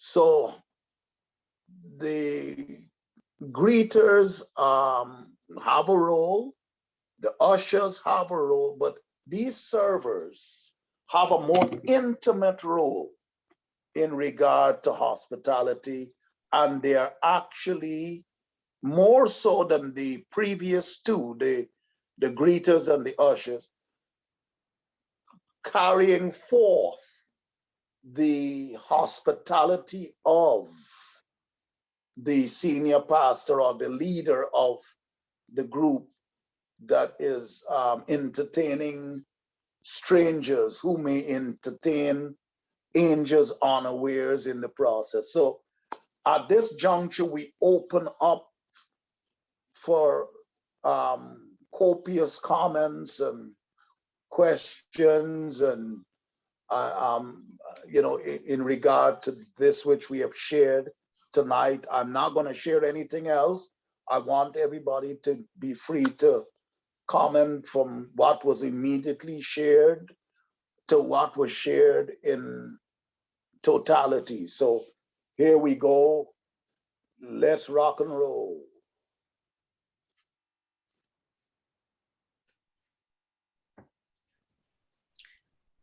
I think you you hit it right on the spiritual head with the server, because they have to know the heart of the pastor, and the professionalism that goes with that has to take on the whole spirit of God to serve. And it is, I have seen it, and I've seen through, because then they are responsible for even armor bearers, telling them how the pastor likes his tea, how it should be served, and what to do and what time, and doing that. So they are very, very instrumental in the heart of the ministry, knowing that when guests come in, that they know exactly how to treat that guest with dignity and respect, love and grace, and when they're being served. And I like the piece of the confidentiality that you had mentioned as well, because conversations are going to happen where it's for pastors' ears only, and what is said is kept there. So I like that, and I know that role is particularly important when it comes to the heart of the ministry, because when that service goes beyond the ministry, it tells how the ministry operates in excellence, and how the service was during their visit. And I can't talk enough about servers and how they are the heart of the ministry, and how they should, and the way they treat their the staff, especially the senior pastor, because they're the senior pastors even at home and in ministry. They know their ears are in tune to the needs of the pastor, and sometimes their families. I appreciate you sharing that, especially anticipating the need, hospitality needs of the pastor and the guests and whatnot, and complying with their requests. It's really, we can't say enough concerning the essential nature of the servers in regard to the church's vision and mission and its whole presentation of ministry. So, no, you're right. Anyone else? I would like to say something. Coming from a server's point of view, one, I loved all 8 of your description of what a server should be. I have had the pleasure of working for being on staff at several mega churches, and being in the administrative roles. And some of these characteristics weren't a part of. They got them because, oh, I'm an accountant. Okay, you're the business manager. Not if you're saved, not if you're filled. None of those other characteristics were on there. And then that led to the person eventually showing their true colors, as I have stated before. Everybody was paid double at the church, and I was the only one. I'm not going to say one of them. I was the one who notified the trustees that that happened, and nobody else did, you know, and the accountant knew that everybody was paid double at this time. You know, I've been at churches where, because I've been the executive assistant to Church of God in Christ. That's a whole nother realm in itself. But however, you know, yes, without this criteria, to me, there's a disconnect, a major disconnect. And it is reflected in the church. And you do see a lot of things. And I think maybe I was put in that position because I'm in that position on a professional level. You know, I support, you know, presidents of companies. I support senior vice presidents of companies. And so I know what confidentiality is. I know when I hear things, you know, it's not to be spoken, you know, but that's not for everyone. And you can't just put people in position because they may even have that position on the outside. There has to be a criteria set for the body of Christ, because if we're not following Christ standards, then, you know, we're following the world standards. And that's what we can also bring into our ministries, the world. And so I liked all of those, and it would have been nice to see that at every single church because I worked in the United Methodist Church as well, and I've seen things, and it's not pretty. You know, I can't even begin to tell you. And even from the dignitaries that have come to visit, you know, who were, I don't know what to say. Who weren't always acting like they were led by God. Let's just call it. And so, you know, that I have seen for myself, or either have been approached myself, you know, so yes, there's got to be a foundation. There's got to be a criteria that we have. We can't just go upon what the world says because the person has money, because the person is in this position. You've missed the whole spiritual aspect of it, but you know, we have a tendency to bring the world into it. And so that's very disheartening, because I have seen it, and I have stood and been the only one standing by myself in this capacity. You know, when people come into the church, everybody down to the maintenance man should be able to pray with someone, you know. So good word. I like that word on hospitality, because it means a lot to me. No, I'm glad you shared that, Sister Jacqueline. I tell you the truth.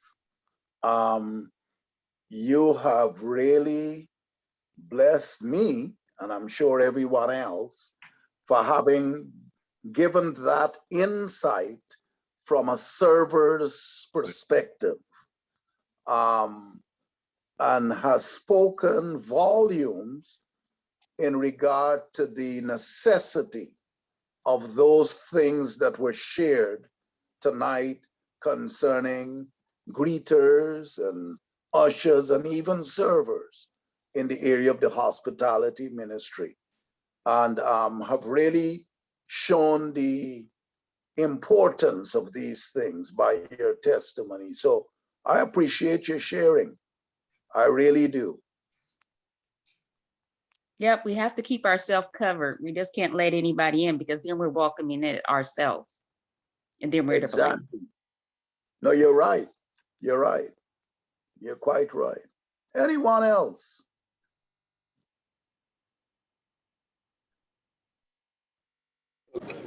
That was a whole lot of good information, Apostle.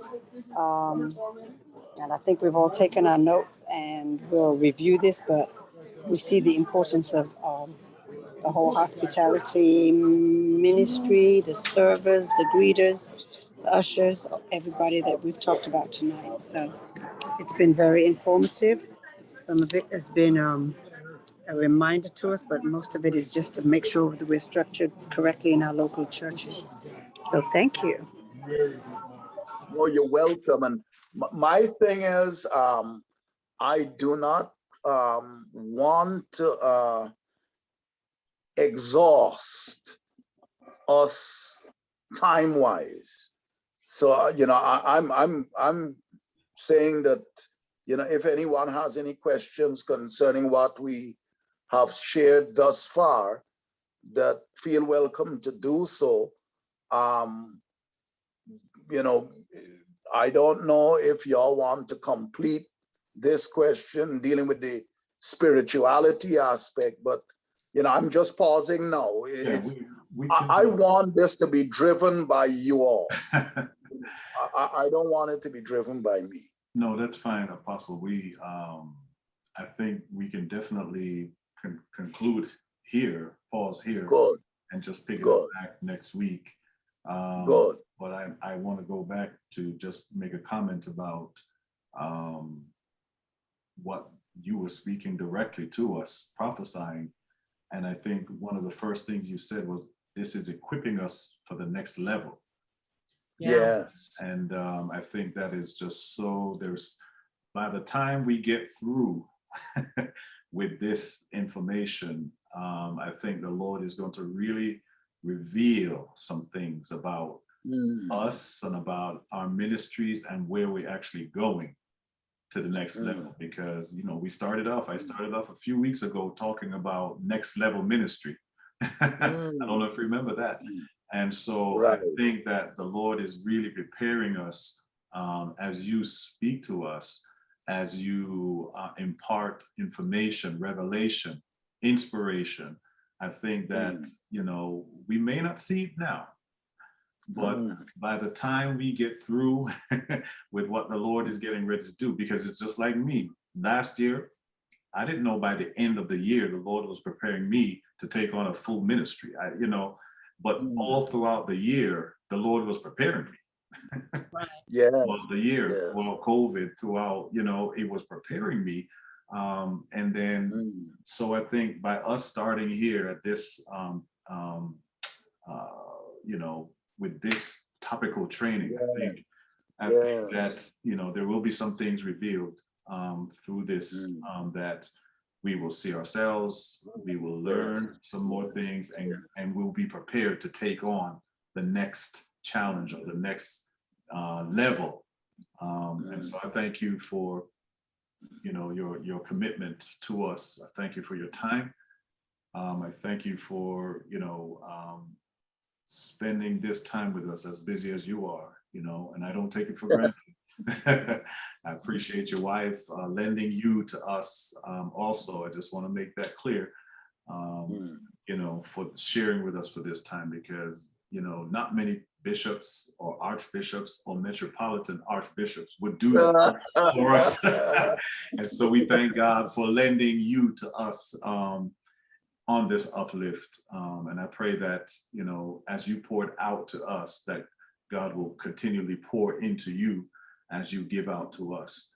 I don't take it for granted. I really thank God for the covering over my life and for over my ministry. And so your words are not falling on deaf ears. Whatever you're saying is falling on good ground. This is good soil, and I thank God for it. And so that being said, I would definitely want you to pick up, next week.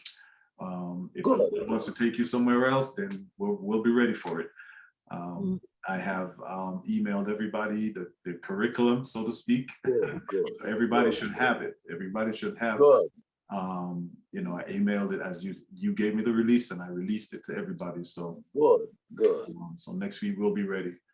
So thank you, sir. We appreciate it. I appreciate it. No, you're welcome. I appreciate each and every one of you, and I thank you, and pray that God will bless us as we go forth. Amen. Amen. I think it's one of the things that resonates with me as well, Apostle, is that all of those things that we've talked about today, that we remember that we are not beyond those things. That's it. We are not beyond. We are, even as we're training, part of that training is by example. Yes. Very true. Very true. Yeah. We are all willing to do those things that need to be done as well, because we are in this together, one with one another. We hold each other's hands and we guide and we uplift one another. So that's definitely something that resonates with me as well. And it's that we're talking about this right now. As I said, we're getting ready to host a conference for the first time in October, and we have several dignitaries that will be there. Good. Well known in their field, in apostles and stuff. And so this is a much needed reminder in terms of preparing the people to serve, you know. So thank you for that too. No, you're welcome. You're welcome. And Pastor Janet, I want to say this to you in particular. The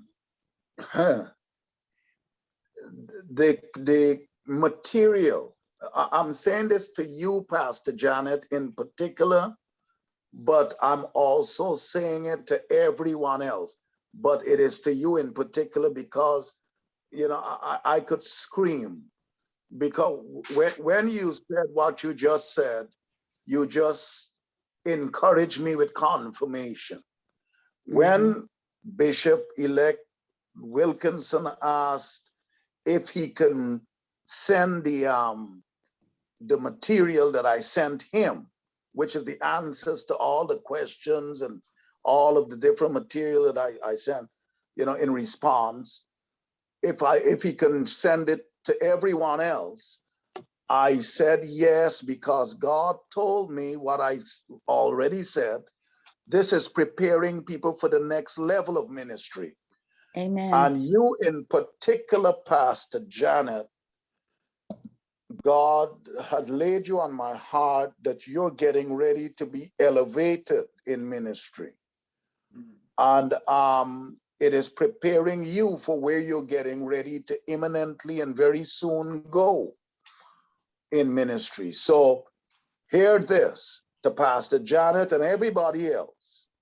The material that you're getting, you are not going to be held within the constraints of copyright infringement. Take it, use it, tweak it, fine-tune it, adopt it and adjust it to fit within your next level ministerial function. Make it your own. Give it your personality. Give it your flavor. It does not belong to me. It does not belong to Biblical Deliverance Ministries exclusively. It belongs to the body of Christ. Use it. Okay? Amen. I was, you say my name and I just held my head down. I was like, oh gosh, please, Lord, please. But I just put my hand on my head. We can't see your head. We can't see your head, Pastor Janet. That's good. That's good. I wanted to say this before you had started. It was impressed on me. I wanted to say thank you because I really feel as though the position where the Lord has allowed you to be, Apostle, this whole year or this since you came on, God gave us a season by ourselves first. He gave us a season so that we could actually begin to connect those strings one to another and become intertwined. So when you came on, even when you spoke to one, you're speaking to all of us. Yes. But when he allowed you to come on, it has been, for me at least, and I believe for others too, it has been God's voice of validation for what he is doing in our lives and the perspective that he has been leading and changing and turning and implementing each time we come on and each time you are there. And when you allow the Lord just to speak, just speak, it is a voice of validation, which helps to continue to hold our head up, our feet planted firm, and to keep moving in a place where it can be, many times you can feel isolated. Yes. So I want to thank you and thank my Uplift family as well. Absolutely, absolutely, absolutely. I am hungry. I am eager and I am excited. The manifestation is coming. I see it's already happening. Yes. Amen. Yeah. Lord help us. Yeah. Yes. We You don't see, know. Yeah, I'm sorry. Go ahead. oh, look, I'm trying to behave. Look, all right. All right. The thing is this. The thing is this.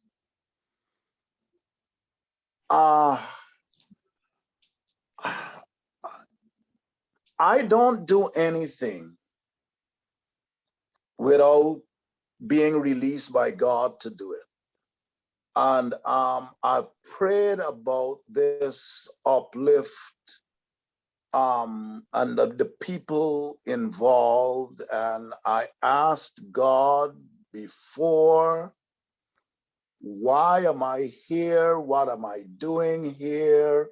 What is my purpose here? Should I be here? What is my tenure of service here? What am I doing here? And God answered me, right? Now, I was invited to be on the uplift by the establishmentarian of the uplift, Bishop-elect Wilkinson. And out of courtesy, respect, training, manners, home training, whatever you want to call it, Jesus, everybody, I acquiesced and I became a part. And through that simple act of obedience and respect, mutual respectability, God spoke to me and told me why I'm here. So let me just say it. I didn't want to say it. I was very happy to be in silence. But let me say it.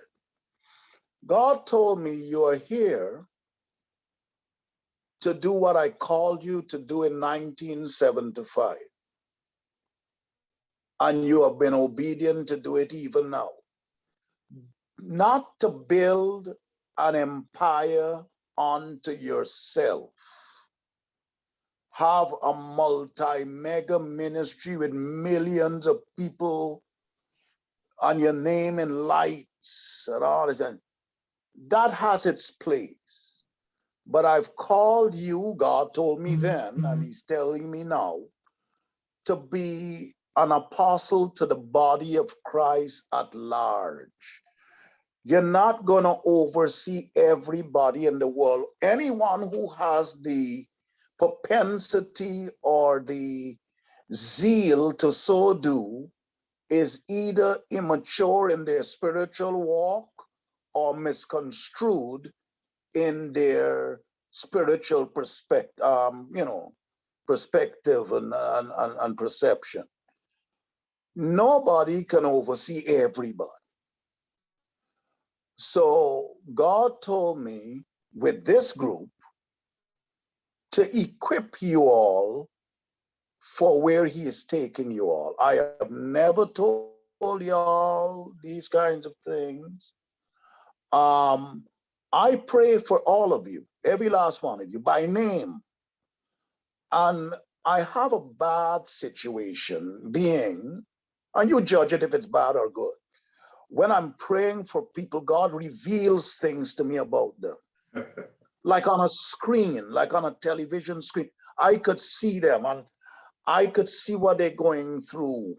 I could see what God wants me to see about them in every area, health-wise, emotionally, spiritually, ministerially, domestically, all kinds of stuff. And I begin to pray. And God shows me what he wants me to do. That's why I'm not, and I gotta say this, it's not that I like one more than the other, it's just that God highlights this person and then he highlights the other person, different times. And it just so happens that it's Pastor Janet that God been messing with me about. I'm serious. I'm dead serious. I believe it. Dead serious. Anyhow, so I'm going to leave it alone, but I'm going to say this. God is getting ready to take Pastor Janet to another level very quickly. Amen. Which will not only benefit her, but revolutionize the church that she's a part of in the area of its female ministry. What am I saying? How females are viewed in the ministry and their ability to be effectively used, unbridled in their being allowed to be used in the ministry. So she's a pioneer. God is using her as a pioneer, a ministry pioneer.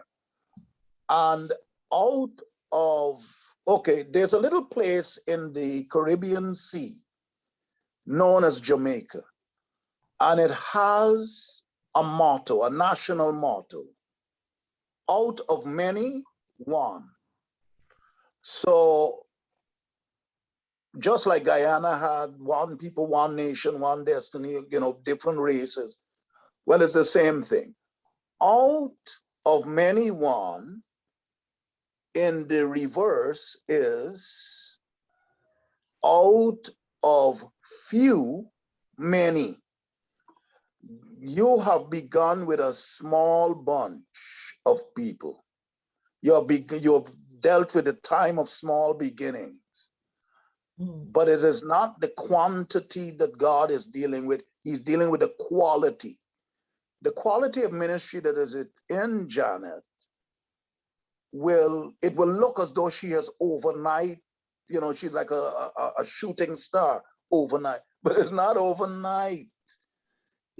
Out of the crucible of your excitement that you've been through in life and this and that and the other, God has accumulatively prepared you for where he's taking you. So it may seem as though it's an overnight thing to others, but they just see the glory, they don't know the story. So I'm saying all that to say this. God is getting ready to take this woman some places. So when she mentioned this upcoming conference in October, it confirmed to me what God is saying. So I am telling all of you, Janet in particular, take every living didactic material that you will receive from me and embrace it as your own to use in your setting. Don't feel that I'm going to send the police to arrest you for using it. Use it. It's for you to use because it is a tool that is going to be necessary for you to use where you're going. You see? So please take this which you see tonight and the rest that you're going to receive.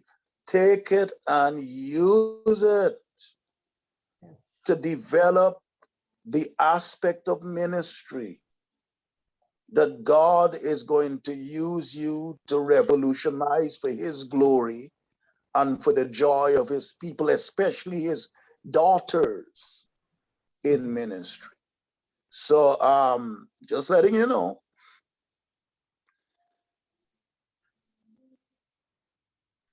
Yes, just letting you know. Yes, sir. Yes. I could say a lot of things, but God has not released me to say those things publicly. But I'm just telling you, every time I see you, I try to behave because I don't want to say anything wild, that people can't handle. Because I'm just telling you, I have seen, literally seen, where God is taking you. God showed it to me. I've seen it, and I'm excited about it. And I want you to know that God is going to Anyhow, I would not worry if I were you. Let me just put it that way.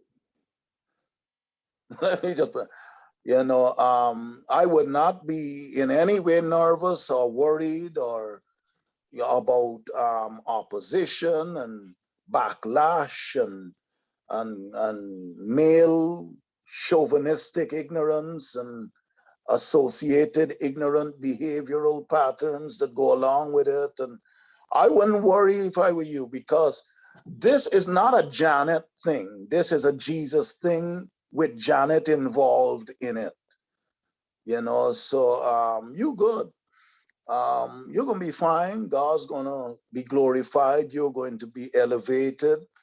God is going to use you tremendously in the implementation of a paradigm shift in this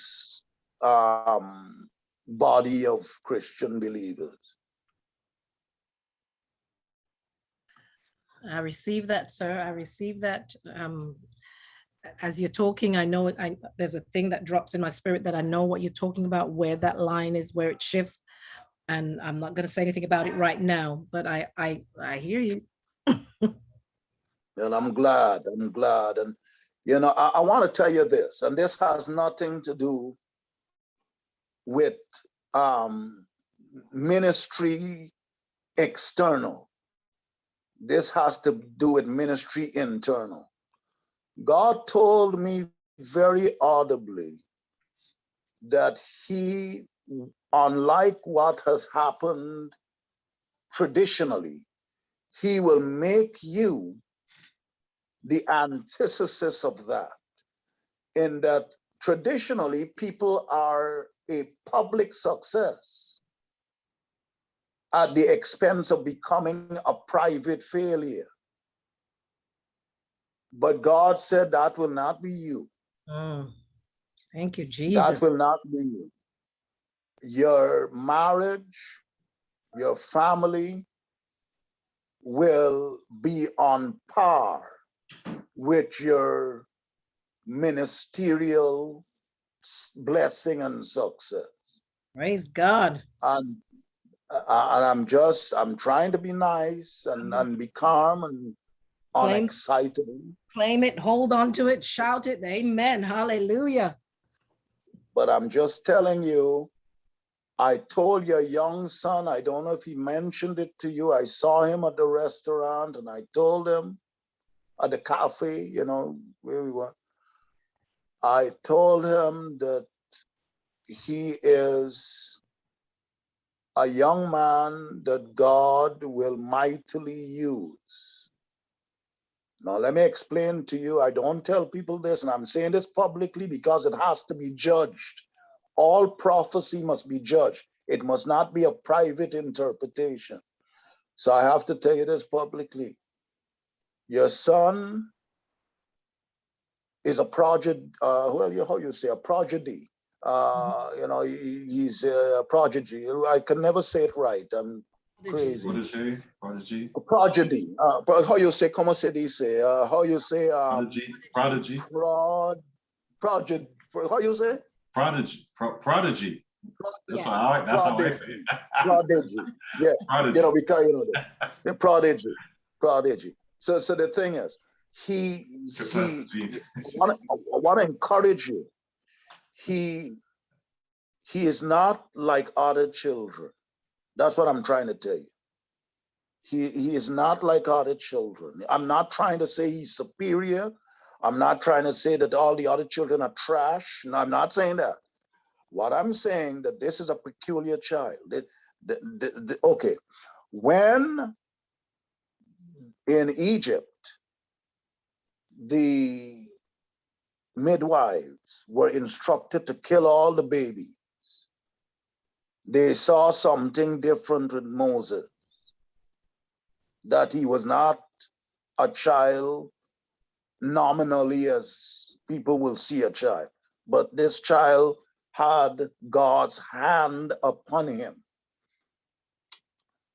So I want to explain to you I'm telling you this because I do not want you or your husband or anyone else for that matter to be trying to put this child within the Piaget scale or phases of Spectrum, yes. childhood development and looking for a particular trajectory to be conducive therewith. This child is not of this world. That's what I'm trying to tell you in a sweet way. God's hand is on this child, and this child is going to do some great things at a very young age. So he's on an accelerated path to being used by God dynamically. And that is God's gift to you and your husband for your obedience through your pain in your journey to matrimony. So I'm just telling you, as God put it to me, I'm giving it to you. So I want to encourage you. You're not going to be a public success and a private failure. God is going to use you tremendously.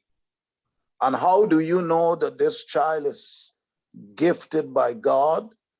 The devil will attack him in his credibility, where he would be tempted to tell what we call lies.